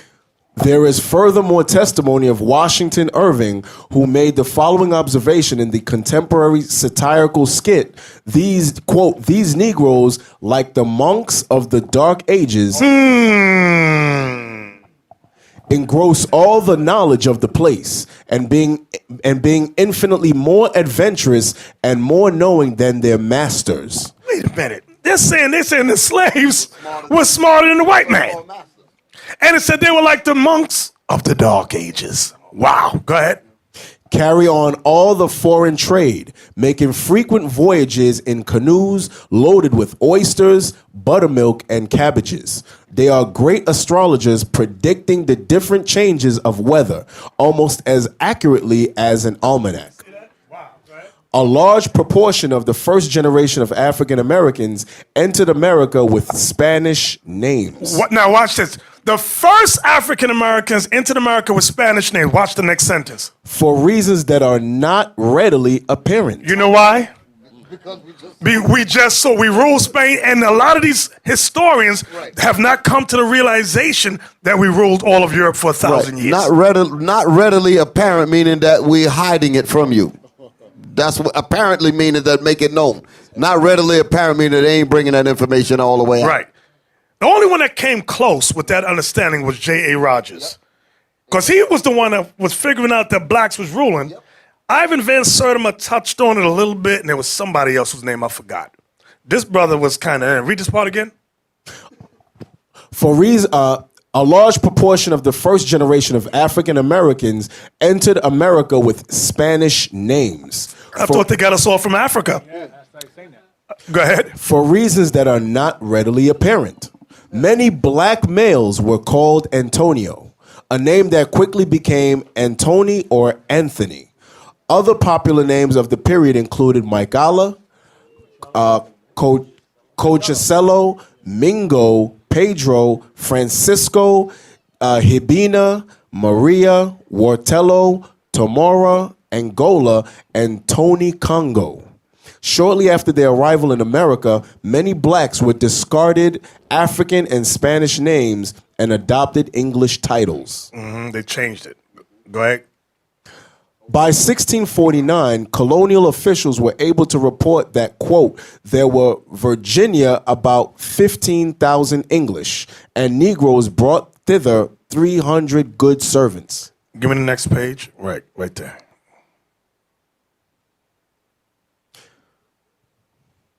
The, quote, good servants came from different backgrounds with different experiences. Quite a few, as we have noted, came from England. Came from where? Came from England. I thought we all came from Africa. Go ahead. Where blacks had lived since the middle of the 16th century. Oh, we lived there way before that, but that's what he put down. Go ahead. Many came from Spain. Many blacks came from where? From Spain. From Spain. Go ahead. Portugal. And the West Indies. Go ahead. Significantly, many were Christians. Go ahead. That's what we were showing y'all. Anthony Johnson. In the years that followed, Johnson and his relatives established one of America's first black communities on the banks of the Pungoteague River. In 1652, John Johnson, who was probably Anthony Johnson's son, imported 11 persons, most of them white males and females, and received head rights for 550 acres adjacent to Anthony Johnson. 2 years later, Richard Johnson imported 2 white indentured servants and received 100 acres. Here are the records of the deeds. So they had white indentured servants. So what I've been showing y'all, now go back to Revelation, please. You have to go back there. So what we've been showing you is this, our history in a nutshell. Okay, give me that. Revelation 11:7 again. The book of Revelation, chapter 11 and verse 7. And when they have finished their testimony, the beast that ascended out of the bottomless pit shall make war against them and shall overcome them and kill them. That's what happened. At the end of the Dark Ages, the Renaissance ushered in. The white man rose out of the bottomless pit, which was Europe, and they overcame us, they conquered us, and they enslaved us. Read. Verse 8. And their dead bodies shall lie in the street of the great city, which spiritually is called Sodom and Egypt, where also our Lord was crucified. Read. And they of the people and kindreds and tongues and nations shall see their dead bodies 3 days and a half, and shall not suffer their dead bodies to be put in graves. And they that dwell upon the earth shall rejoice over them and make merry, and shall send gifts one to another, because these 2 prophets tormented them that dwelt on the earth. So all their holidays that the white man set up was in honor. If you ever look at their holidays, they're all white supremacist holidays, which many of them have to do with our downfall. We didn't realize Christmas had anything to do with it, but that's how they used it. And that's why they gave gifts one to another. And we went over that in another class. I forgot the name of the class. The history of Christmas. Okay, read on. Verse 11. And after 3 days and a half. 350 years. See, it ain't over. The party ain't over. Go ahead. The spirit of life from God entered in unto them. That's what we're seeing right now. This is the spirit of life from God entering into us. Go ahead. And they stood upon their feet. We stood up upon our feet, not as Africans, but as Israelites. That's what this is doing for us. That's what the word of God is about. Read. And great fear fell upon them which saw them. That's what they call it. Oh, they're a hate group. They're racist. It's fear. That's fear, because we're awakening now. We're waking up to the truth that we're Israelites. We're waking up to the truth we ruled Europe for 1,000 years. We're waking up to the truth that we were in Africa for 1,000 years. We're waking up. Go ahead. Verse 12. And they heard a great voice from heaven saying unto them, Come up hither. And they ascended up to heaven in a cloud, and their enemies beheld them. And they're what? And their enemies beheld When this them. destruction hits, that's what it's talking about. Our enemies are going to see us taken up into the chariots of God. Read. Verse 13. And the same hour The same hour as we're being caught up. The same time. Go ahead. was there a great earthquake, and the 10th part of the city fell. And in the earthquake were slain of men 7,000. And the remnant. Notice it's calling the two witnesses, the two prophets, they're calling them here the remnant. Go ahead. And the remnant were affrighted and gave glory to the God of heaven. Y'all stop. What are you going to say? Right. That goes into Psalms 91 as well. When we was taken up and it said 10,000 shall fall at thy side and another 1,000 at thy right hand, but it shall not come nigh thee. That's the precept that goes with that. It said, only with thine eyes shall thou behold and see the reward of the wicked. That's some thousands that's dying in that verse there. Exactly. All praises. From there, give me Revelation 21. And I want verse 12. The book of Revelation. Start at 10. Chapter 21 and verse 10. And he carried me away in the spirit to a great and high mountain and showed me that great city, the holy Jerusalem, descending out of heaven from God. Having the great glory of God. Having the glory of God. Having the glory of God. And her light was like unto a stone most precious, even like a jasper stone, clear as crystal. Read. And had a great wall. And had a wall great. And had a wall great and high, and had 12 gates, and at the gates 12 angels, and the names written thereon, which are the names of the 12 tribes of the children of Israel. That's what we just saw in the picture from Spain. Right. Go ahead. And on east 3 gates. On the east 3 gates. On the north 3 gates. On the south 3 gates, and on the west 3 gates. Read. And the wall of the city had 12 foundations, and in them the names of the 12 apostles of the Lamb. So now people always wonder, well, how do you enter into this gate? Go to chapter 22 and go to verse 14. Revelation 22 and verse 14. Blessed are they that do his commandments, that they may have right to the tree of life. Which is immortality. Go ahead. And may enter in through the gates into the city. Notice verse 14 again. Blessed are they that do his commandments. Not think about, but do his commandments. Go ahead. That they may have right to the tree of life, and may enter in through the gates into the city. But what about the people that don't do the commandments? Read. For without are dogs, and sorcerers, and whoremongers, and murderers, and idolaters, and whosoever loveth and maketh a lie. Y'all see that? Now look at this. Give me go back to chapter 21 and start at verse 23. Revelation chapter 21 and verse 23. And the city had no need of the sun, neither of the moon to shine in it, for the glory of God did lighten it, and the Lamb is the light thereof. Now that does not mean there's not going to be no sun and moon. Give me the precept. Hold that. Coming right back here. Give me the precept in Isaiah. It might be 32. I'm shooting from the hip. I can't remember. 30:26? Is you sure? Okay, Isaiah 30:26. Let me hear it. The book of Isaiah chapter 30 and verse 26. Let's hear. Moreover, the light of the moon. Oh, you cooking with gas, brother. Read that again. Moreover, the light of the moon shall be as the light of the sun. So what we see today, the moon is dim, the sun is dim, but in the kingdom to come, it says the light of the moon shall be like the light of the sun. Read. And the light of the sun shall be sevenfold. And the light of the sun shall be 7 times brighter than what we see today. Go ahead. As the light of 7 days, in the day that the Lord bindeth up the breach of his people. That's the proof. Meaning when the 12 tribes are gathered back together again. That's when that's going to happen. This whole thing is spiritual. The connection that God has with us. The moon is darkened. The sun is darkened. But when we are brought back to our 12 tribes again, That's when he's going to turn that sun up, turn the moon up the way it's supposed to be. The earth going to rejoice when we come back together. Go back to Revelation 21. Revelation chapter 21 and verse 23. And the city had no need of the sun, neither of the moon to shine in it. Why? For the glory of God did lighten it, and the Lamb is the light thereof. So in New Jerusalem, we're not going to need the actual sun and moon because the Lord's going to be there. And remember it said there was, use the word in Revelation 1:14. It said there was, it didn't say halo. It said, no, from his face. That's in Daniel. The appearance of lightning? No. Does it say the appearance of lightning? Let me look at it. Let me look. That's in Daniel.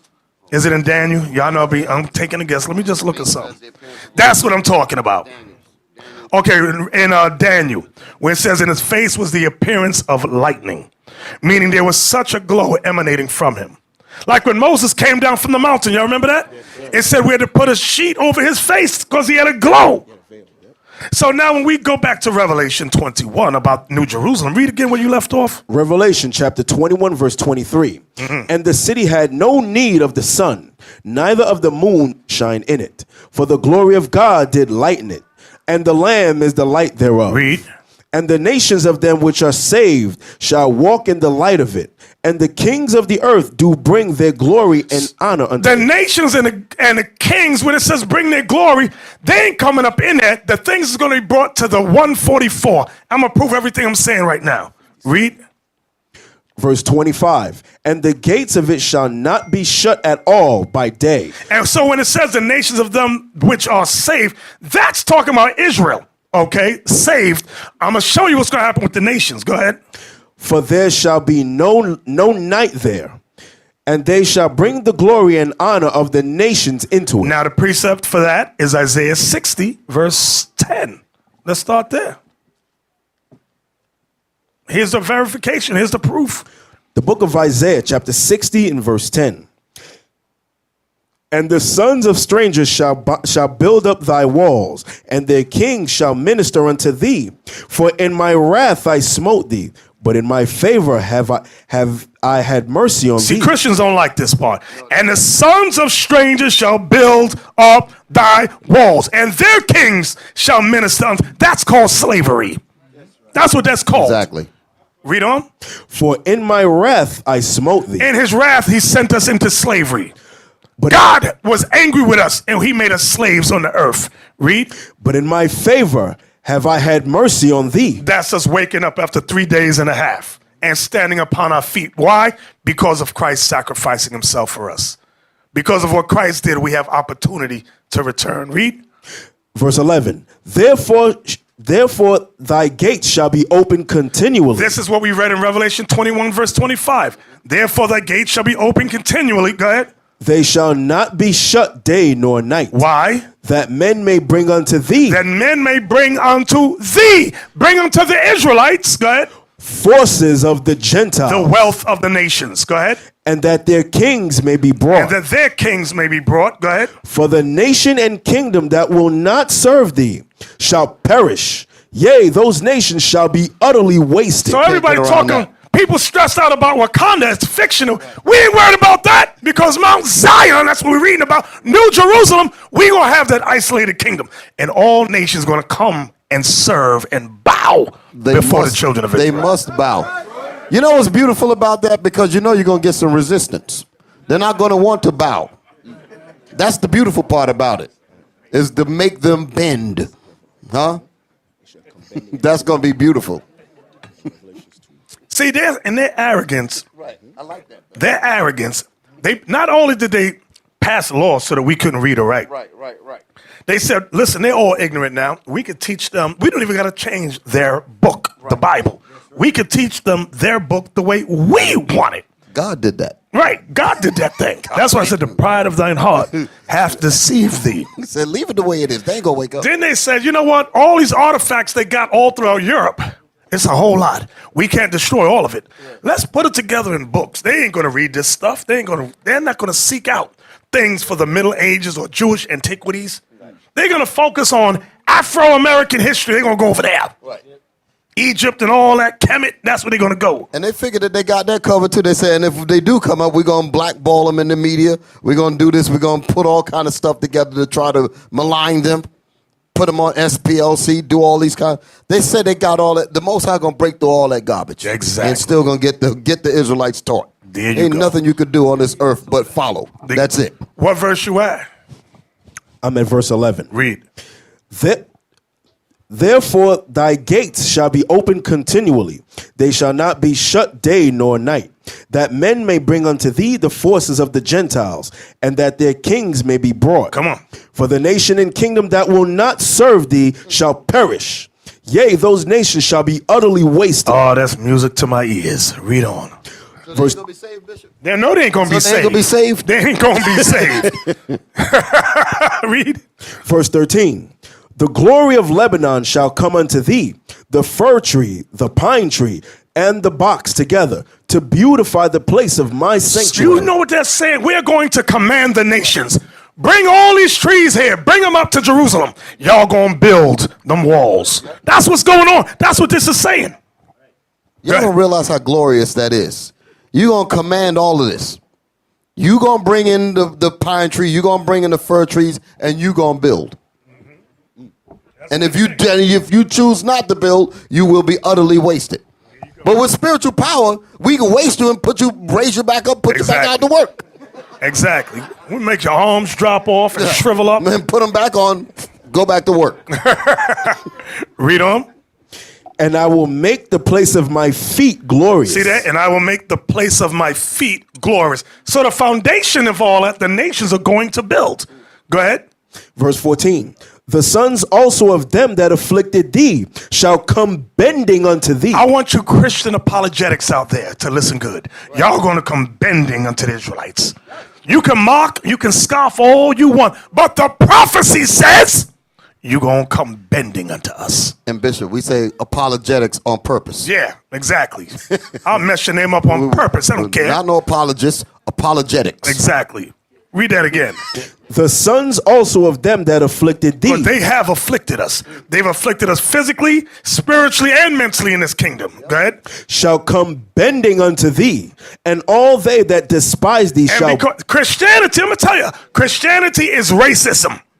Christianity is a racist religion in all its facets, whether it's Roman Catholic, Jehovah's Witness, Seventh-day Adventist. Anytime they put up a white image for Jesus, that's called racist. Because they hate the black description of Jesus in the Bible. That's racism. There you go. White supremacy. White supremacy. That's just for one thing we point out. Read on. And then we ain't going to argue with you about Galatians. We can tell you, but guess what? Until you can prove Jesus is white, God is white, the Israelites are white in the Bible, don't talk to us. Don't do your videos. We don't care what you think, what you say. Why won't you debate us? Because you're nothing. You don't have a leg to stand on. I want y'all to understand that. Hey, why don't they just make a forum and just debate Obadiah? Exactly. Just debate that. Get in the forum and debate Obadiah. Debate the book of Obadiah. Exactly. For those verses. Just deal with that. We got work to do. Read on. The sons also of them that afflicted thee shall come bending unto thee, and all they that despise thee shall bow themselves at the soles of thy feet. And they shall call thee the city of the Lord, the Zion of the Holy One of Israel. The Zion of the whole. You stress out about Wakanda. You better stress out about Zion. That's what you better stress out. The Most High is honor. This is all honor. Those last few lines in that verse. Read them last few lines again. And all they that despise thee shall bow themselves down at the soul. All the people that hated us, called us nigger, called us spit, wetback. The Most High said what? Read it again. And all they that despise thee, all they that spoke against us, shall bow themselves. We're going to make them same devils bow. There you go. That's some honor. That's honor. Here you've been cursed out. That's like the victim getting revenge on the enemy. There you go. That's like the person that was raped getting ready to tear her rapist to pieces. That's what it's talking about. Read it again. And all they that despise thee shall bow themselves down at the soles of thy feet. That's what you call therapy. Right. That's instant therapy. That's justice. That's justice. Like that will fix your brain up. With all of the way they maligned us, cursed us out, spoke evil against us, when you get medicine like that, that clears up all that craziness. And you know that what restores your soul. You know what their tactic is when we read this? They'll say, "Oh, that's racist." Well, I think that's what. Then that proves God is a racist. Absolutely. I ain't done with him. I'm almost done. Finish reading that.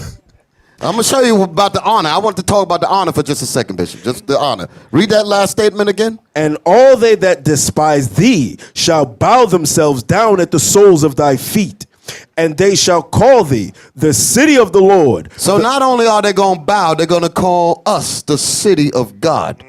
Good. That's what you call honor. That goes with Psalms 149, the bottom part of it, where it says, after we put our enemies in chains, it said, this honor have all his saints. You know what's heavy about that? They're going to call us the city of God. They're going to call us. See, they made mockery of our people in Brazil, calling that a city of God. Oh, you're going to see, they are going to be transformed to the real city of God. You watch. Y'all got to understand that the Most High, he's got the therapy program for us. That's going to fix us up right on, right on. So I pray you brothers and sisters glean something from today's class. Did you? Yes, did you understand it? Yes, did you enjoy it? Yes, all praises to the Most High. Shalom. This is Bishop Nathaniel of Israel United in Christ. Please subscribe to our YouTube channels. Stay up to date with our latest events, music, and classroom lessons.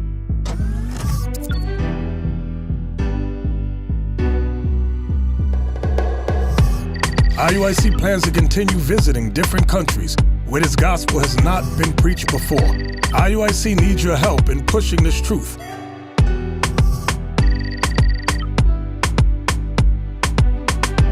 So join us, subscribe to our Instagram, Facebook, Twitter, and podcasts, and stay up to date with us.